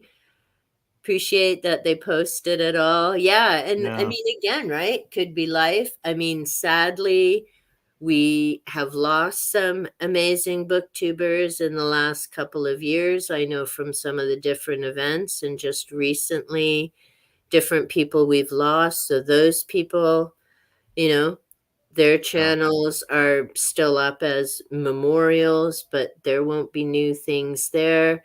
Other people just get too busy in life, or work changes, life changes, health changes. Like, there's and I don't think, and I'll be honest, as a viewer, I really didn't appreciate how hard it is to make videos, and not just the be in front of a camera, Yeah. make a video, but the what do I want to present, and how do I get an audience, and sitting in front of the camera, and then the editing. I mean, and actually, as a side note, Dave, I've been thinking about you because we both missed out on that booktube newbie tag. Yeah. I was almost thinking of doing a collab. We need to come up with a booktube newbie-ish tag Yeah. because we're probably not the only two in this massive community of hundreds who didn't know there was something called a booktube newbie tag. Yeah. We didn't do our research. We did. I had no idea too, even. I mean, Yeah. and that's the funny thing. There were a couple of people when I was first checking things out on BookTube, but they weren't like the community that I've met since January when I found BookTube. And that's when it's really taken off, getting to meet other people and making connections and having people to chat with. But then I'm also very much, and I don't know if you've ever read The Celestine Prophecy by James Redfield years ago. It's No. about a Mayan manuscript. It's a parable, basically, and there's 9 insights how to live your life, and it's about synchronicity, and you meet people when you're meant to meet them, and Mm-hmm. things all fall into place when they're supposed to. And so for me, I look at this booktube connection and journey as everything starting to fall into place as it's meant to. The first couple years were me getting familiar with in being in front of a camera, because I'm that person. You won't find a whole ton of pictures of me Mm. throughout my entire 60 years. I mean, I'm the person who at my wedding, someone asked me for a picture. Well, first of all, I'd sent the photographer home because they were only booked for so much time. And I'm like, okay, clock's ticking. Bye bye. You got him. See ya. And then people kept insisting on taking pictures, as they do, because, me in a Yeah. fancy dress, big deal, apparently.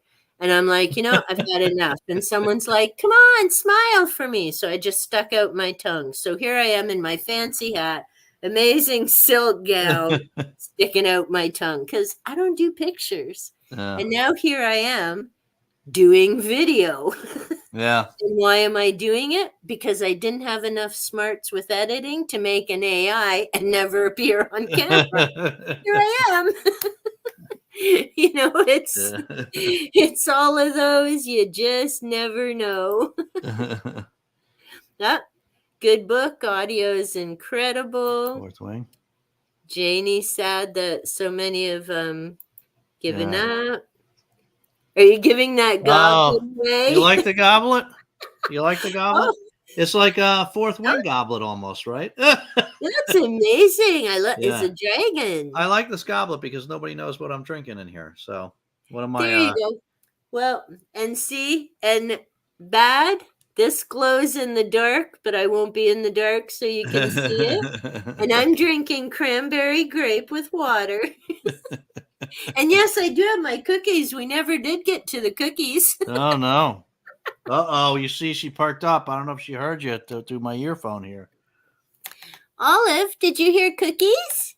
I actually don't have any for you here because you weren't here in the beginning. So maybe if Mama passes by, we'll tell her to bring some in. I don't have any for you right now. I'm sorry. I'll have to wait. Oh, good. Thinking about reading. So that's fourth wing.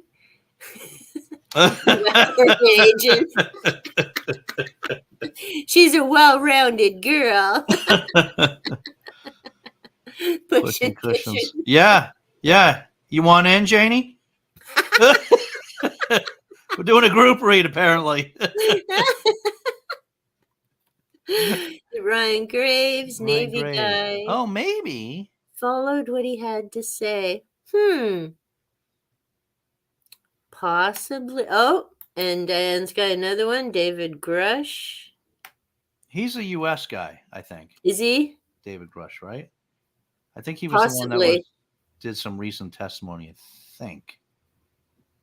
Yeah, sure. I don't know. I might be mixing them up. I have to double check. So I've been Garbaugust reading. Some of the smutty. stories. Yeah, yeah. I only read a couple. I only read a couple so far, but I'm enjoying them. Yeah, yeah, yeah. And well, Fred definitely needed some garbology because man, he had some brutal reads in July. Like, yeah, they were tough reads. Yeah, science and stuff with dogs, not good. Oh. not stuff I'll read, so I'm glad he read it instead. Fred's always reading the serious stuff. Yeah, he is. The genetic type and in depth.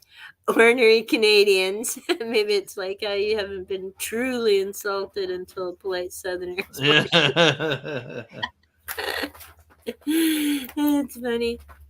A lot of work. Yeah, crafting videos. Yeah, definitely because camera angle and all of that stuff. Janie does, although they call them junk journals, which they're amazing. I mean, they're beautiful, but it's, you find other things and repurpose them into these journals, and she makes little accordion file type things in them and pockets and adds poems, and they're just amazing. They're like really incredible. Yeah. Stephanie Garber read a few. Comment on your video. Nice. I haven't read Stephanie Garber. David's the US guy. Yeah, okay. Okay. Did the testimony. That must have been in Congress. Yeah, he did. He didn't have any firsthand knowledge of stuff, but he had done a ton of investigation and interviews with a lot of other people, other officials and stuff. I mean, he was an official guy. He wasn't. Yeah. And he had done a lot of interviews, investigation, and everything, trying to put. And then he ended up, I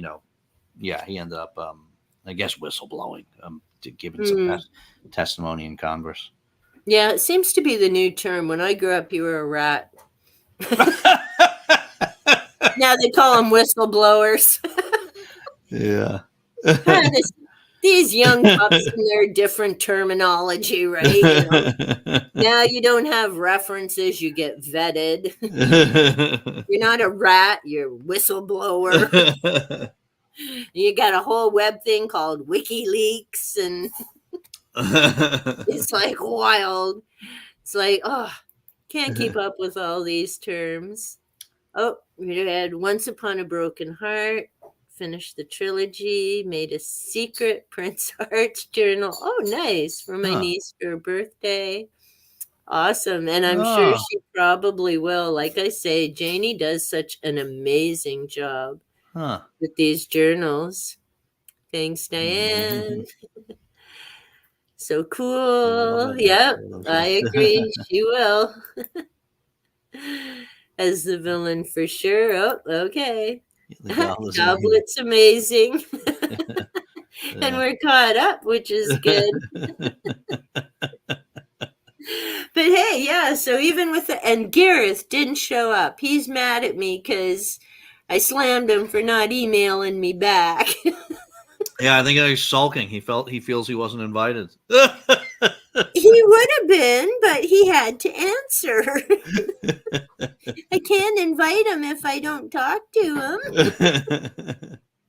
But see, Yeah, maybe I'll have to get a hold of him on yeah. Vox or, He just, but I can tell you right now, Lane. He just missed it. He does it. It happens to me all the time with him. He just misses messages and stuff. He's, well, and I mean, I get, and that's why I was laughing when Jenny said too, "Oh no, I haven't answered you." And I'm thinking, Jenny, it was only yesterday. I mean, I'm good because I get, oh, Panther's trying to decide. Oh, hey, dude, are you going to have your dinner? Here we have, Dinner time. yeah, snack time, but he Oh, doesn't want to have his. They have, well, they eat around 5 o'clock, but then they get a bedtime snack at 9. okay. And then, so, and they've always got dry kibbles out. And that was something, we started when Cedric adopted us, because she showed up in our backyard and Yeah. we had brought her in, but because she had been astray and some human garbage abandoned her, Hmm. because we knew she was a house cat before, like she was, litter trained and everything. And she came up to me in the yard a few days later, and so we'd taken her in, had her checked out before we brought her in, because we had Morgan, my other cat at the time. Yeah. But we always told Cedric there would always be kibbles out. Like she was never going to think there would never be any food. So now our little monkeys all have kibbles. We always have kibbles because they're grazers. Like they don't sit and chomp chomp for, like they don't empty the bowl as soon as it's full. Oh, so you just But, always leave it out? yeah. Yeah, we could never do that with Olive. Yeah. She'd kill herself. Yeah, we didn't do that with the dogs, just the cat food. Yeah. Right? Oh, I'm sorry. I didn't bring any for you. Oh no. Somebody will Going, walk by. Don't worry.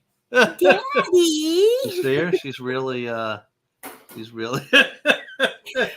did you take Olive and Riley to the beach with you, or No. not for them? They cause too much of a ruckus. Yeah. They'd be getting in everybody's business and. Well, it'd be a long day for it, because you were probably there for a few hours as well, right? Yeah, we were Yeah. there. Yeah, we were there for probably like 4 hours or so. So I feel bad. They're not used to being alone that long anymore these days. There's like always somebody Oh, here, yeah. and just with all the different schedules. And my daughter works from home a lot of the time, and it's just they're So never. they're used to. Yeah, they're almost never home alone for more than an hour or two. So when we do go, all of us leave for like half the day. It's like Yeah. it must be very traumatic for them, even though that's how most dogs live. Yeah. Yeah. Right? You don't like that. You get upset. Well, see, and that's when, I mean, when I was working and my husband, love you, night. My sweetie's off to bed. He crashes early. um, but yeah, when we were both working, and that was, I mean, the good thing. And, we had dogs and a cat for a while. And then when our boys passed away, and then we had cats, we had 6 of them for a while. So they had plenty of company while we were at work. Yeah. But yeah, and then after I ended up staying home and that, they're sort of like, what the hell are you doing here? Like, we're sleeping. Don't be getting in my schedule and all of that kind of stuff. And oh, wait, I can sleep on you. You're stretching out because your back's sore. Awesome. You didn't want to try and read a book while you were stretched out, did you? That would just be wrong. Or wait, knitting? No, here, I want to play with the yarn. This will be fun. I will help you. It's like, yeah, take a break from the smut. Read a lot. Well, thank you All so right, much see you, for Brian. joining us, Brian. Have a good night. Janie saying thanks, guessing about the journals, and yeah. But yeah, and that's it. I mean, kids are funny too, and that's why I'm glad that we have more than one, because if you do end up having to go out, they're not, I mean, we leave the radio on for them just for sound and that. Yeah. But yeah, then at least they have some company and not quite as anxious if you're not at home. Yeah. Oh, such cute little kisses. You know what we just discovered? We put this on the other day when we went out. Is on YouTube, you if you just search dog TV, have you seen this? No. If you just search dog TV, there's dog TV on YouTube. There's a bunch of videos, and it's just like it's just like gentle, calm music, but it's like a bunch of different, all these different dogs, Aw. scenes of different dogs running around doing stuff.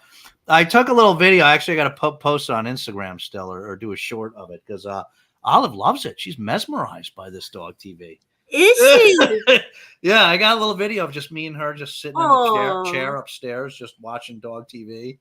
And it's just dogs running around to soft music, but she loves it. that is so adorable. Right?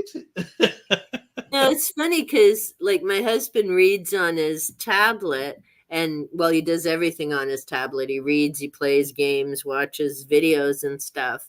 And every once in a while, just to mess with the kids, he'll put on something with a cat, and they can hear it, and they're like, "What? Where is that?" And they'll be like looking around, or and he'll hold up the thing, and they're like, Yeah, "I don't want to see that.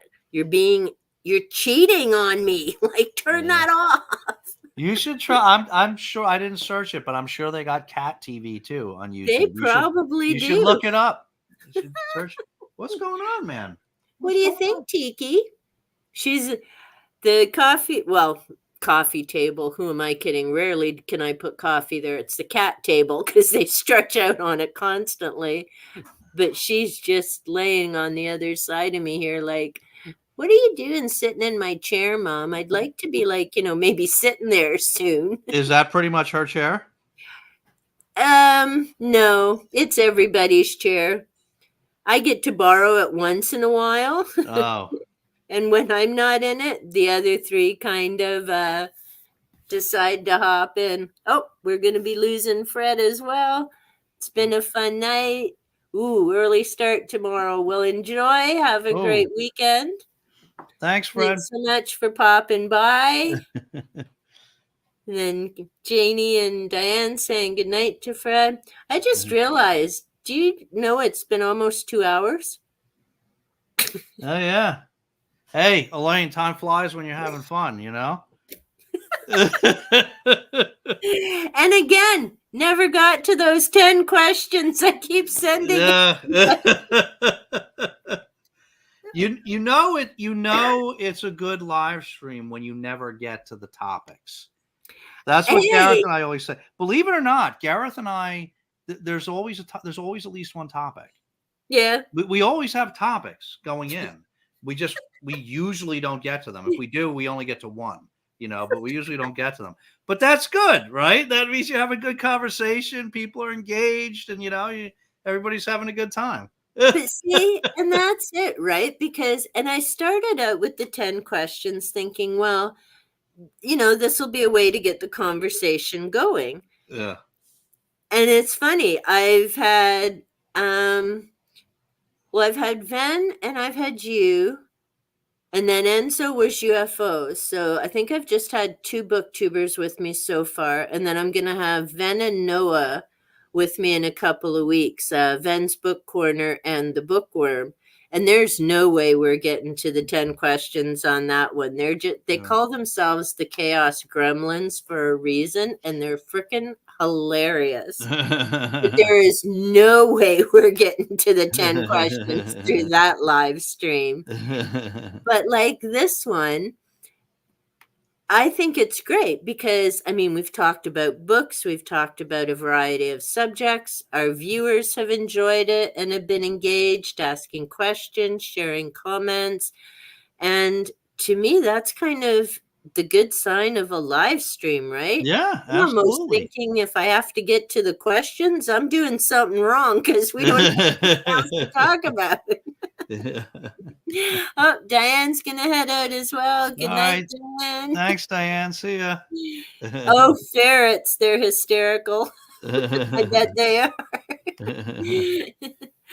But yeah, and it's we should probably head too, because you've had 2 nights that you've been on live stream, so you're probably all chatted out. Turn it into a live stream champ over here, I guess. Well, I did ask you if you wanted to switch No, I because know. Yeah. No, you're good. initially it was going to be Yeah, on one of your off weeks, and yeah, but yeah, well, maybe we'll get you and Gareth, and well, yeah. see, I'm going to show though. I did borrow my hubby's Chips Ahoy because I don't normally eat cookies. I'm like, hon, I gotta have one of your cookies for Yeah. tomorrow. Dave will never forgive me if I don't have food on a live stream. He was whining last time. Oh no, see, I had Alan and Greg. Alan So my Gregg, yeah. God. I had Alan and Greg, I had Ven, and I've got you. So the three of you, and so far didn't even get to hey, Hey, Gareth, there he is. look, Gareth, cookies. We We were were talking about you. this is so Gareth, right? We were just Gareth, we were just winding down, and of course you popped in. Just see, Gareth this been a Gareth does not crazy believe day.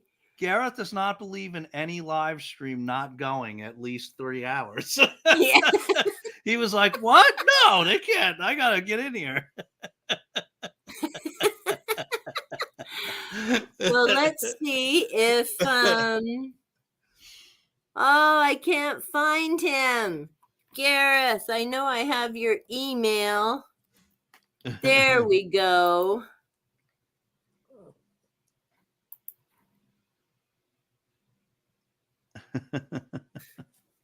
Do All another 2 right. hours. It's 2 it's 2 a.m. for him, right? Yeah, it would Yeah. be. It's about time for him to make his egg sandwich.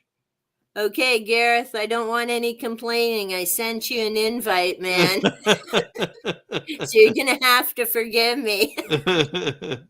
Editing at 2 a.m. Good Lord, I wouldn't be able to. Wow. I'd just approve anything at that point and go, done, save. Yeah, right. So funny. But yeah, that is funny. We were just saying, oh, well, you know.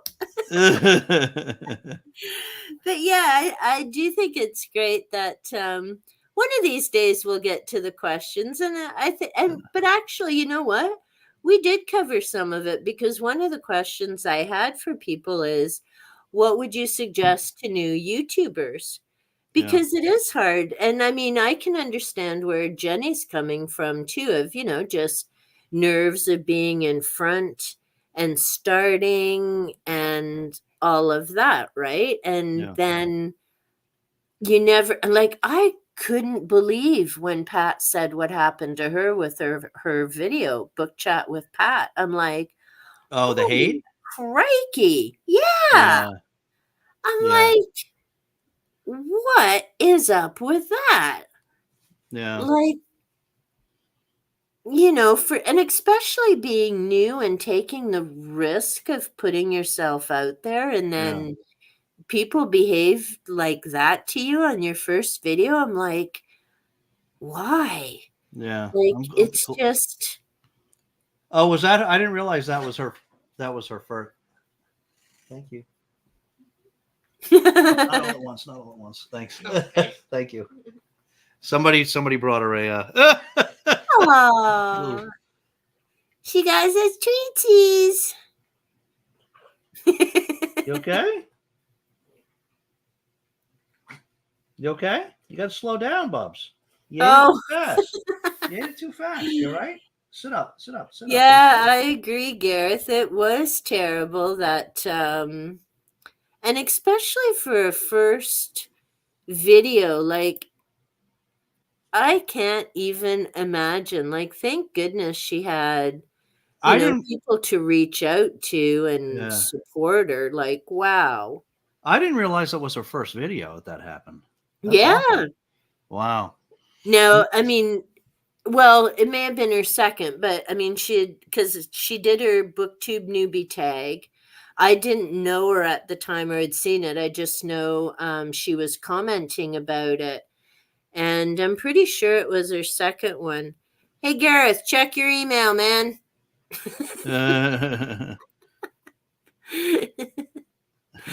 Okay, take care, Jada. Thanks, Thanks so Jenny. much for joining in. And hey, late's never an issue. It's just, people pop in when they pop in and people come and go. It's all good. And we'll definitely be in touch to be on for 2 hours. No, you need to check your email, we we Gareth. we got to get you on. Is this thing on, Elaine? Then maybe we'll hit the questions on that one. Maybe. Hey, maybe. I'm not betting on it because your comments go a whole lot faster than mine. And Well, to be honest, that's one thing I was getting nervous about because when I started doing the lives, and I used to have them on Friday in the evenings, excuse me, and it was just kind of me and one, maybe two other people at the most. So yeah, it was just me bibbling back and forth. yeah, And it was like super easy to keep up, right? Because I'm just answering their questions as they come up. yeah, Then I think it was, oh, when Ven came on, and there were a bunch of people, because bless his heart, he mentioned it, and they all popped from his channel. And I'm looking at the comments going, and I'm like, Ven, I can't keep up. Like, I'm not used to this, man. yeah. And he's like, no worries, you're doing fine. I'm like, Yeah, it gets a little tricky. Yeah, it does. well, and there's some chats I've been to, not so much in BookTube, but in other things, and they've got like 2, 3, 400 people there, and I'm like, oh, good Lord, no. Yeah. I like this. I feel like I'm hanging out on a Friday with my buds, chatting books, and Yeah. cranberry juice. Oh, yep, you have to go on our show. Well, one of these days when you have an opening, one of you either shoot me a line through Voxer or email. Yeah, let's do it soon. We definitely got to do it. Well, That would be fun. And we'll rip off your list of questions and try to go with that. hey, there, you've still got the copy on email, so funny me, I have to find them. I was actually scrambling around looking for them. Did you get to chat books? Yes, we did, We Garrett. did, yeah. We actually chatted quite a few books. Yeah, we chatted And we some talked books. about buddy reads and books And UFOs. and We touched some UFOs. Yeah. And and the umam. Oh, I gotta look it up. Oumuamua. Thank you. We talked about Oumuamua. I gotta learn to speak Hawaiian. And we talked different channels. Some people have met each other. Hey, they. More sounds nice. See you.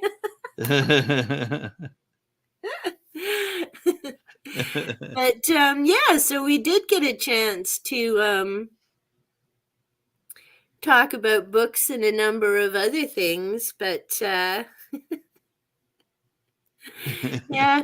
So I don't know. Gareth hasn't looked at his email yet because I did send him an invite. You can pop in to say a quick hello before y'all finish up her kibbles. She did well. Oh no, we got another little one here for you. You got one more, a little bit.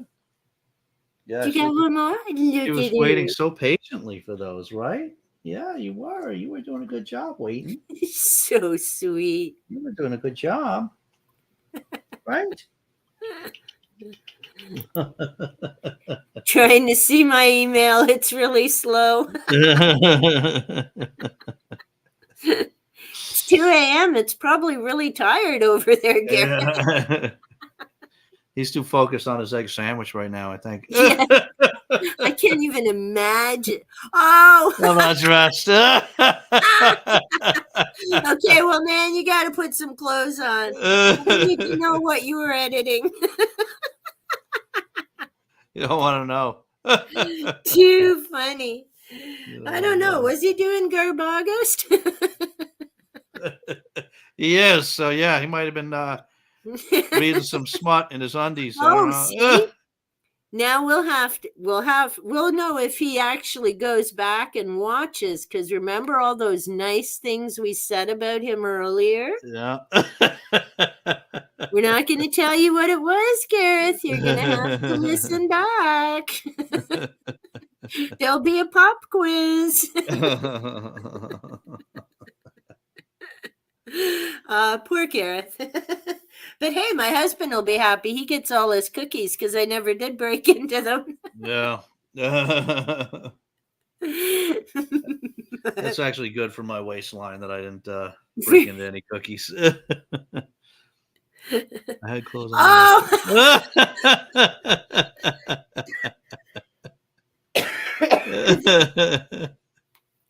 Now that's hilarious, and it's too bad Kat isn't with us. Did you guys? I don't know if you saw Kat's nightclub tag, and she's all dressed up to the nines, and she's got like the makeup and the hair, and she got the Oh, I didn't see it. swagger. And I'm like, "Whoa, Chickie, you getting the subs after this one?" And then she was doing another yard video, and she still had on the same dress because she was like a lot of us do, tape a bunch in one fell swoop, right? So she's hilarious. So she's standing in front of her bookcase, and it's a really cute like sundress, but there's no straps. Hmm. So all you see is from here up. No. And she's like, "I'm not really naked, psych." And I'm like, "Oh, girl, you're going to be going up huge with the subs." Maybe I need to try that. You think that would get me some more subs, Elaine? Well, I don't know, Dave. I I mean, could you just got wear a the little like shirts a that are cute. little tube top here and just Get the makeup going, and bit of that eyeshadow. Do like that goth thing. Women seem to like that on guys, and too funny. And so, yeah, and that's it. Like, and well, Kat tagged me, so I still need to do that, and I've got most of the answers for my books. I still Yeah. have to come up with a couple, but then I'm like, I don't do makeup. I mean, I have it, but I don't put it on very often. Then I'm gonna have to do makeup, and then I got to get dressed up, and then I got to figure out how I'm gonna film it, and Yeah. it's gonna be a lot of work. It's not as easy as just sitting here going, "Hey, look, I'm reading about conspiracies, and this guy's a nut." You okay? I can do that wearing anything. But I don't know. And I mean, that's kind of the thing too, right? Is you just never really know what is gonna get you subs. And then if you start getting subs like that, are they gonna stick around when you go back to just being yourself? Yeah, right. And that may not be the kind of subs and comments you really want. I'm just thinking. Be like, "Where's that section in the settings? No, these words are not allowed in a comment."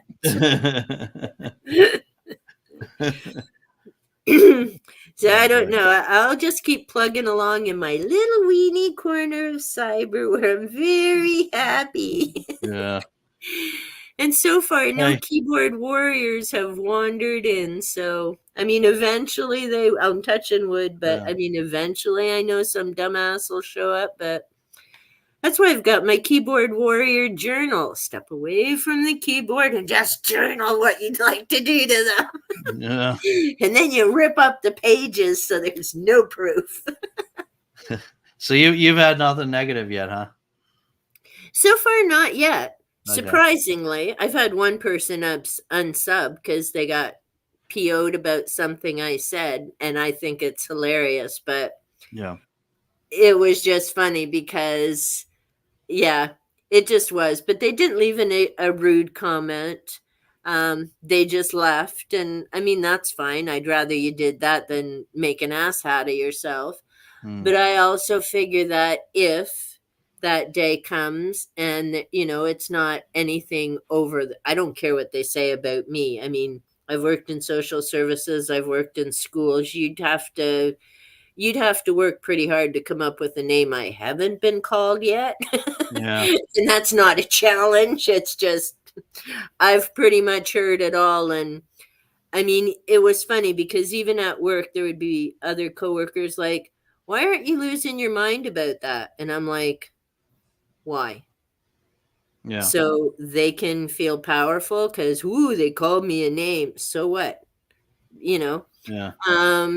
But on the other hand, because I know people go down and read comments as well as watch videos, so if someone does decide to act like a jerk and it's not like over the top of obscene, I'm leaving it there and giving it a heart because one, it's interaction and the algorithm doesn't care whether you kiss me or kick me in the ass. It's Right. interaction.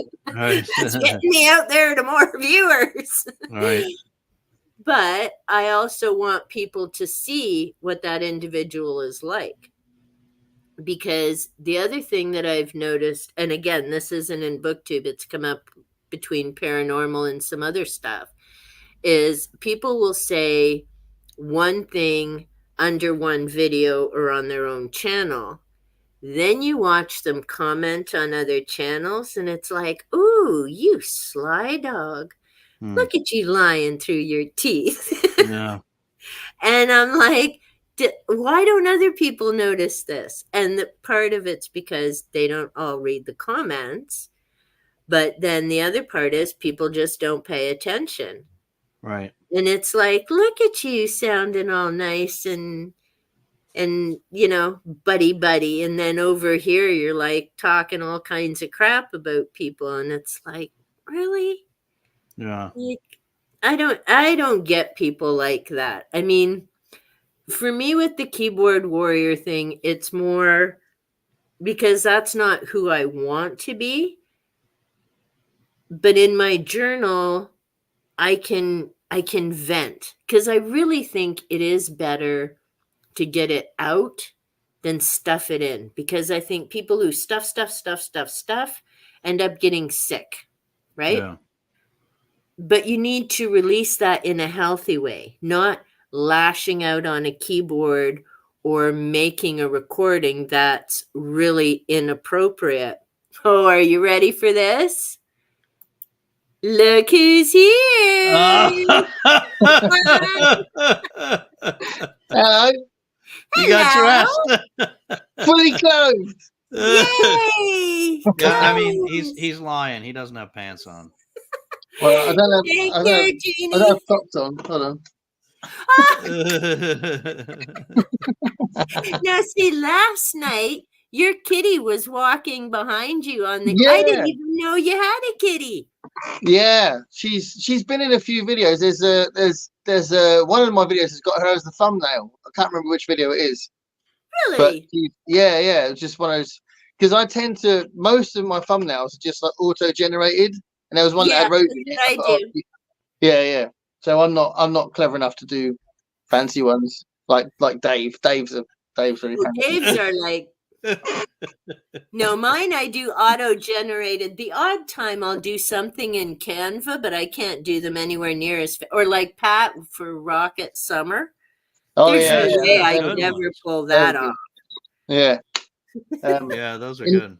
I've got my Mad magazines out. I was going to do a Mad magazine video, Ooh.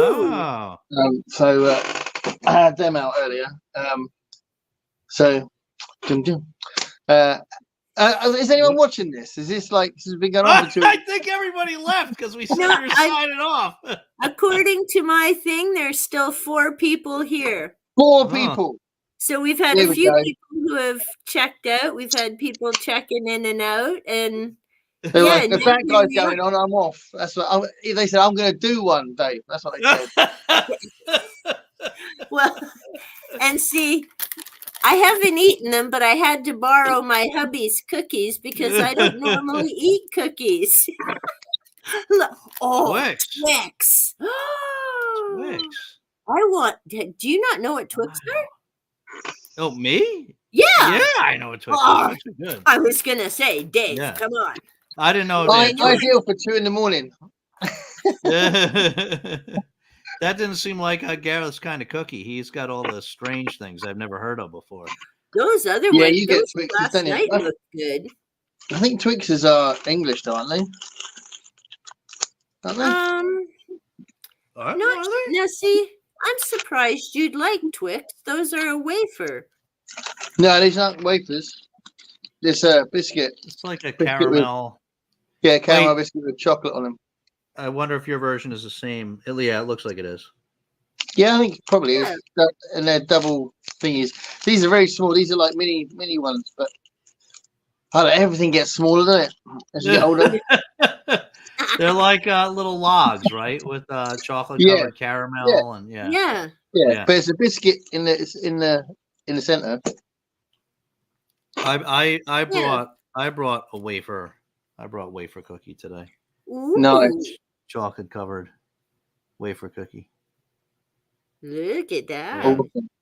Oh, might look at try it. Olive. No, you can't have it. All right, I'm not gonna. I'll have some of that. You can't have it. It's I just gave you your cookies. See, no, it's sad for me to get my cats. I'd almost have to get their catnip here, but then they'd be busy clean up the carpet and they'd be out of here having a snooze. You still wouldn't see them. How old's your cat? What's that? How old's your cat? Depends which one. Let's see. Can we look? Here we go. Hey. Xena. She's my 15-year-old. Wow. And then we have Panther. And Tiki is our newest addition. She's 2 now. Wow. Yeah. That's awesome. The House of Cats. And it's half as many as we used to have until the universe decided to be an asshole and take 3 of them. We used to have 6. Wow. Are you suggesting they took what you lost 3 really quickly or at the same Yes. time? No, quickly. 2020. Now, COVID sucked. Don't get me wrong. 2020 in August, we lost Xena's sister, Ghost. She'd been battling breast cancer for a year and a bit. Right. In November, we lost Xena's mom, Cedric. She'd been dealing with multiple myeloma, but she'd been in remission for 4 years. So the Ontario Vet College, after 2 years, said, well, we don't know what else to tell you because they don't normally live this long. And Cedric, bless her heart, made it for 40 months. Wow. But she also got Reiki at home from her mama. So she got Reiki on demand plus her little chemo pill. But yeah, so the universe, we lost Cedric in November. And so she was 13. Ghost was only 12. And then a few months later, we lost Panther's brother, Shadow. He was only 3.5, 3.5 years, 4 years old, because he was one of the feral colony. And that was in March 2021. And I said to the universe, you know what? Imagine which fingers I'm holding up, because this is bullshit, man. Yeah. And we'd lost Morgan. She was our first backyard rescue because Tiki's the only one we've actually got from a pet store. The rest all Morgan was our rescue from our backyard. We found her when she was a few weeks old. She was with us for 14 years. We lost her February 2019. And then Cedric adopted us. She showed up in our backyard, had her kittens in our basement. That was Xena and Ghost. We found homes for 3 of the others. Panther and Shadow were born in our backyard, part of the feral colony. They came indoors. And then Tiki we adopted from PetSmart last year. Lots of cats. I'm the crazy cat lady. But I just go by Cobalt Dragon because, that freaks people out enough on the channel. It's like, Yeah, who is this person? well, Rosie's 16, and she's doing all right. You can't tell she's old, really. She just shouts a lot. She like about 3 times a day she starts going now, which is really weird. Yeah. So you have to think, nope, that's not a baby being attacked. That's actually my cat. But we had a cat called Banjo who he lived quite old as well. He was about 15, 16, but he disappeared for 2 years, and that was really weird. And then he came back and literally died 2 days after he came back. What? Yeah. So it was like he came back because he thought he was going, I think.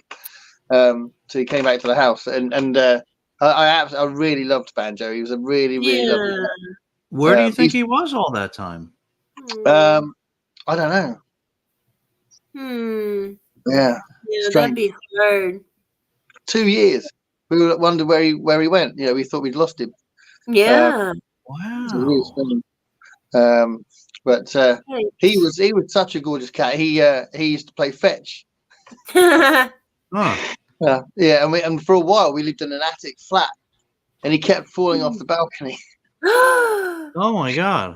Yeah. He'd look at me and go, "Oh no!" But yikes! But he only hurt himself once. He kept falling into a bush. But yeah, he was an amazing cat. He was very chilled. He was a half Persian, and he was like really fluffy. Yeah, it was awesome. Wow. He probably was like hanging out down by the beach for those couple years. Well, right? That's where we lived for ages. We lived quite close. We're by the beach now, but we live by the other part of the beach, really, like the other part of the seafront. Yeah, so kind of closer in a way. Yeah. Yeah, maybe. He's probably down there picking up good scraps and stuff from all the vendors down there and everything. He's like, hell, this. Why am I hanging out with Garrett? They got all this good food down here. Throw it away. And he just then when it was time, then he went home. Oh, that would be so heartbreaking, though. Yeah, I was the one that found him in the hallway, just around there, and that was just horrible. He was, stiff as a board. Yeah. Weird. Wow. Yeah, I've sadly had to. Well, I've buried a few of the ferals because, for some reason, they come to my yard, going, "Hey, she'll give us a proper burial." It's like, no. It's one of the things about having pets, isn't it? Definitely. Well, with ours, well, and actually we were saying earlier, so my husband and I have been together 36 years, and we've always had pets. I mean, when we started, I had my cat, and actually it was funny, and I didn't say this part earlier. So I had my cat, got married, moved up to the city, brought my cat. But before that, people are like, well, what if your cat doesn't get along with, your husband? And I'm looking at them like, is that even a question? What do you mean? I'm going to be single longer. What are you asking me this for? I mean, the cat's been with me for years. There's other fish in the sea, man. My cat will find one that he likes. But thankfully, they got along. But so we've always had pets with us, but we've had to say goodbye a number of times. But we've always been with them when we've said goodbye. I mean, it's a decision I hate, but it's one of those, I'm not going to see them suffer. I just, like, when it's time, it's time. My sweet little boy, Storm, he was an Eskimo Spitz, and he had heart disease. And so we had to give him meds. but we knew when he stopped taking his pills, because he'd always been such a good boy and would always take them. And then for like a week, he was like, and it's like, nope. If he's not taking his heart meds, and because we were both working at the time and we had Morgan and Wolf, the last thing we wanted was we leave for work in the morning and then suddenly Storm has a massive heart attack.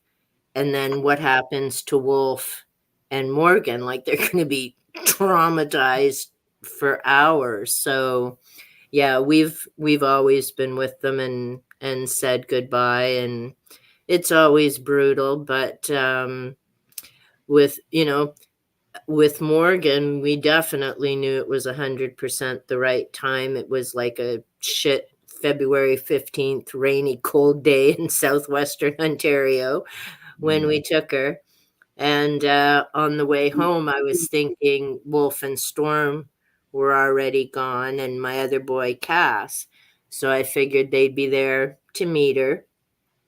And as we're coming home, suddenly the clouds parted. There was this big ray of sunshine that came down, and I'm like, okay, I still feel like shit, but at least I know.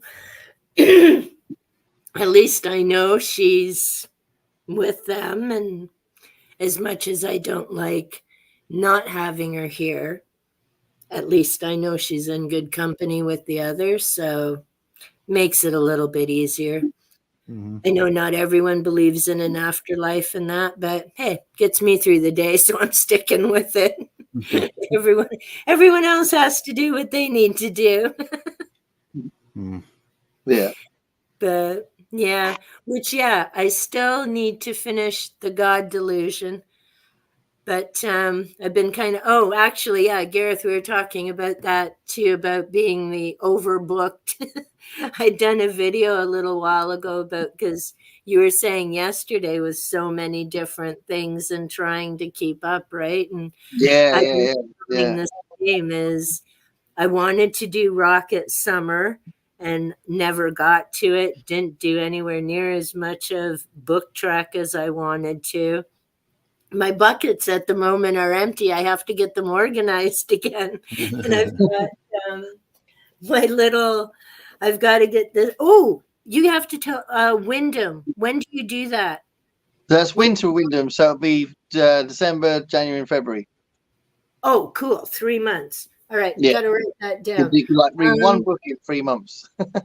Yeah, I Not think a I lot of can pressure. do that. It starts in December. Yeah. All Yeah, right. winter.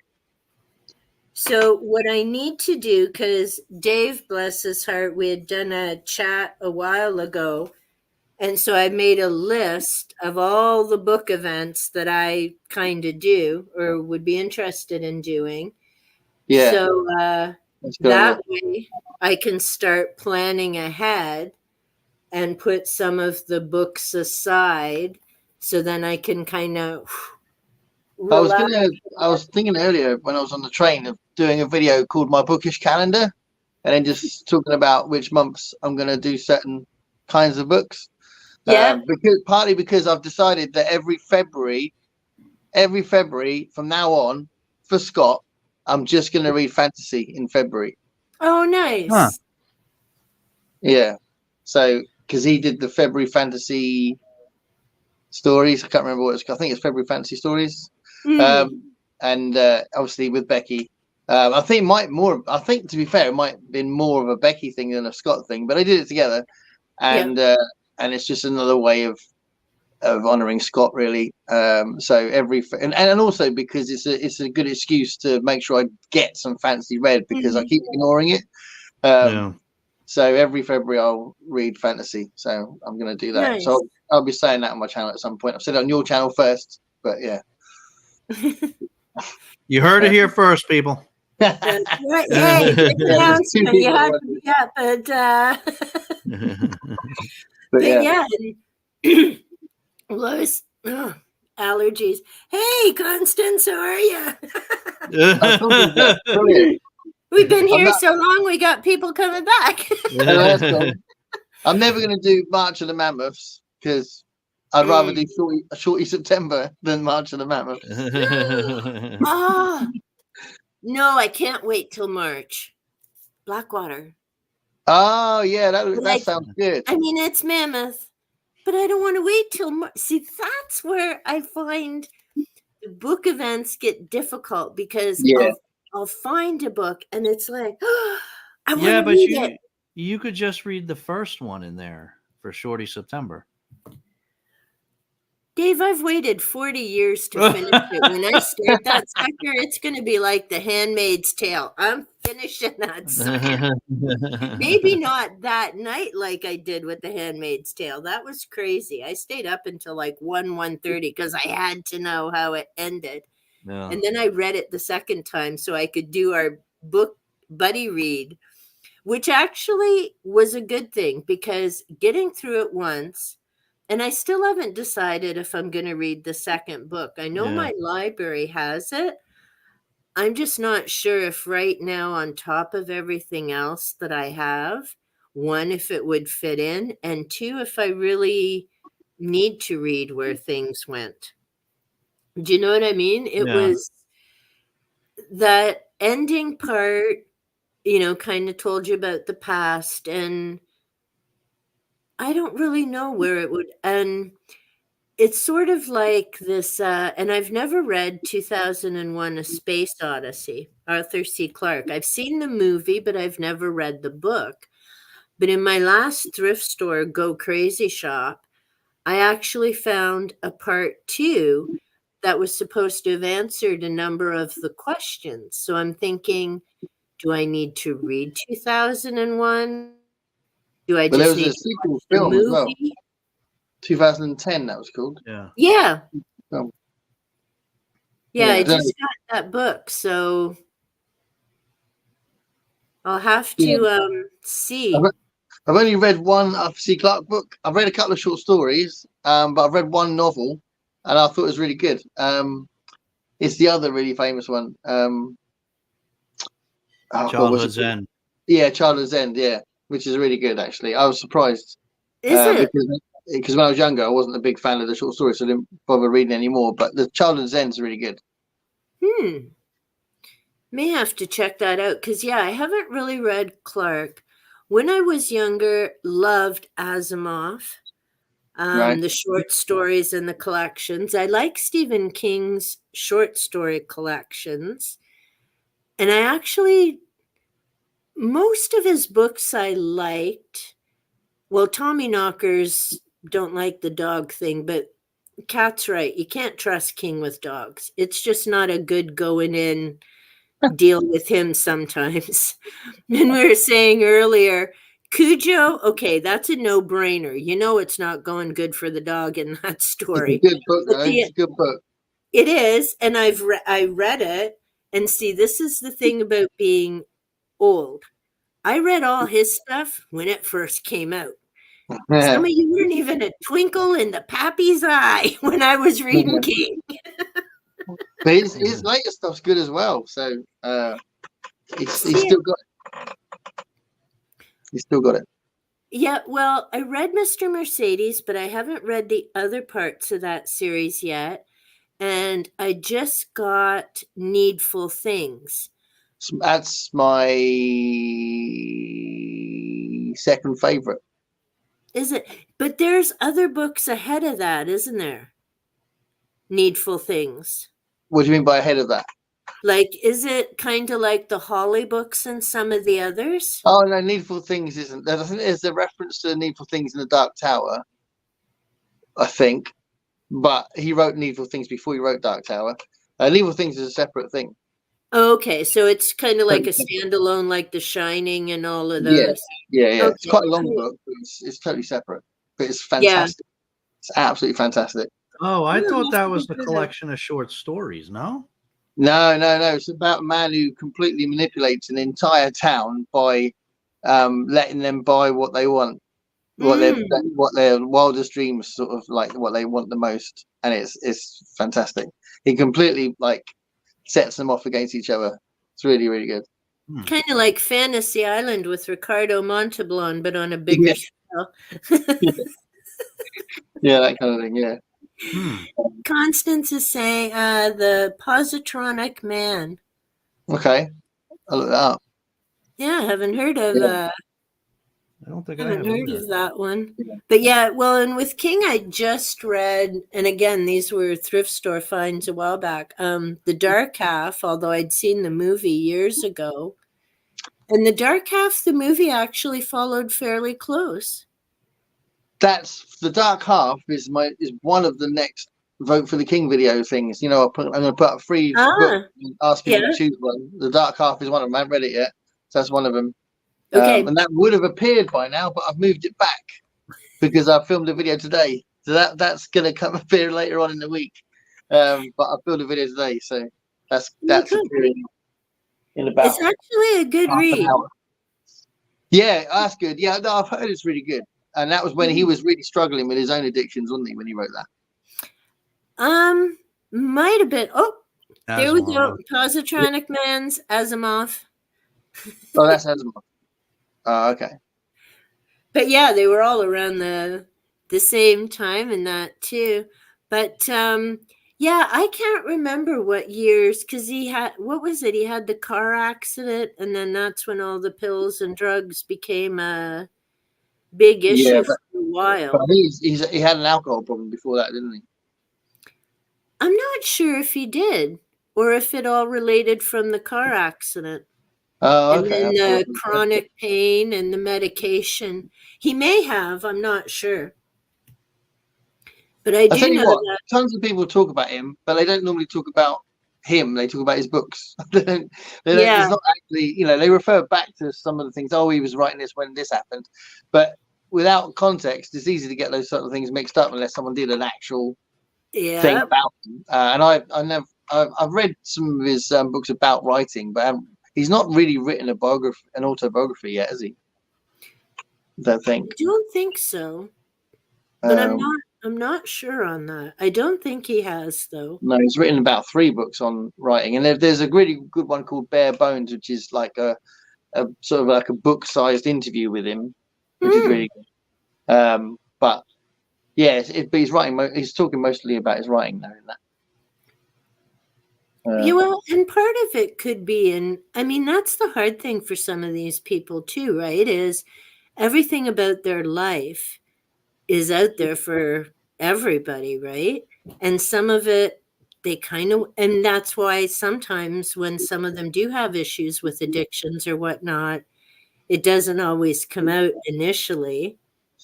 Yeah, does he really want to talk about that anyway? I mean, I'm sure he'd rather go get through those demons through his fiction and not necessarily write about it. I mean, Dave, you're about to start reading King, aren't you? You've not read a lot, have you yet?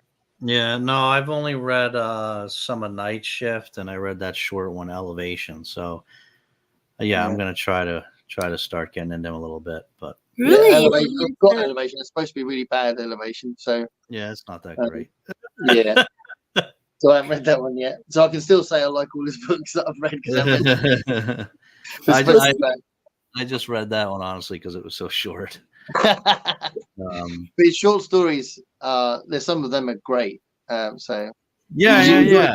You read Quitters Inc., didn't you? I read Quitters Inc. Yeah. It's been a while since I've read some of his short stories, but they were good. I enjoyed them when I used to read them. Yeah, I don't know if you two are curious about it, but I did put up a community post asking people for what they think are really good short stories, because I'm going to do a video on short stories, and there's been some really interesting responses. I don't know if you want to jump on and put a few suggestions on there, but yeah, there's some really good ones on there, and a few that I would have considered actually as well, but there's loads I didn't know about, so I'm going to look them up.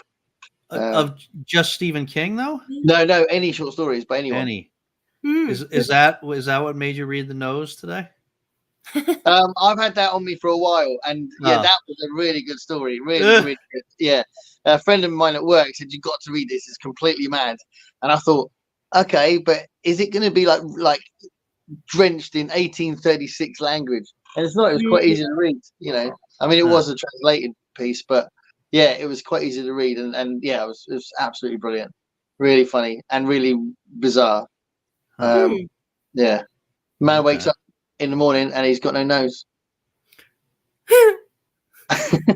and then he sees the nose wandering around in a suit, Oh my god. and he's desperately trying to get it back. Really stupid. But yeah, it's good. It's good. The Constance has said On Writing has a fair bit of autobiography, things about the guy who hit him, or am I Oh, misremembering? okay, I yeah. haven't It's been read a while it. since I read that one. I haven't read that one, but ages ago. So yeah. That makes sense. Hmm. Yeah, So we may have shared a little bit of that then. But you're right. And I mean, different things work for different people, right? Some people find it healing to write about it or talk about it, and that helps them get through the struggle they had. I mean, with a lot of the different self-help books I read, it always boggles my mind how many of them were addicts or attacked and had these horrific things before they suddenly yeah. started into this field of writing books, right? Oh, I think every single therapist I've ever known personally has Hmm. needed therapy. Yeah. You Oh, know, what happened to Olive? Okay. is Olive okay? Oh shit. What No, happened? she's all right. She's all right. Did Okay. she fall asleep? Are you okay? Yeah, I think she's had enough. Oh, All right. sweetheart. Oh, What happened? You okay? oh. Oh. You okay, Did sweetheart? she fall down? Yeah, she fell down. No. Oh, Muffin. She going to fall to sleep, Dad? She's all right, Dave? She's all right. I think that might be our cue. Yeah. Yeah. I mean, No. I've nipped on right at the end. It wasn't my intention to carry on forever, so it's all good. It's nice to chat to you guys. Well, I'm glad you got to join us. Oh, my voice is going. I have to take my clothes off again. Well, wait till you turn the camera off, for Pete's sakes. Jeez. And I was saying to Dave, well, I was hoping I didn't upset you yesterday, razzing you about the email, but I know life gets busy in that. So I No, wasn't. it wasn't that. I wouldn't want you to think I didn't care or whatever. So that was. I'd only be worried about upsetting you. I wasn't upset at all. Oh, no, because I was laughing when Jenny said, "Oh, I haven't answered you." I'm like, it was only yesterday. Please, it's been a month. I've been waiting to hear from Gareth. And I really don't.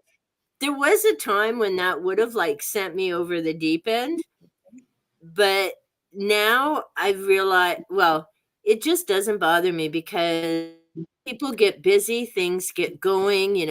Between notifications and emails, it's so easy to miss things in that thread of Yeah. stuff on the phone. I'm a And real scatterbrain as well, so it's definitely nothing to do with me wanting to reply. I'm really scatterbrain. So you need to read Barbara Shear's "Refuse to Choose."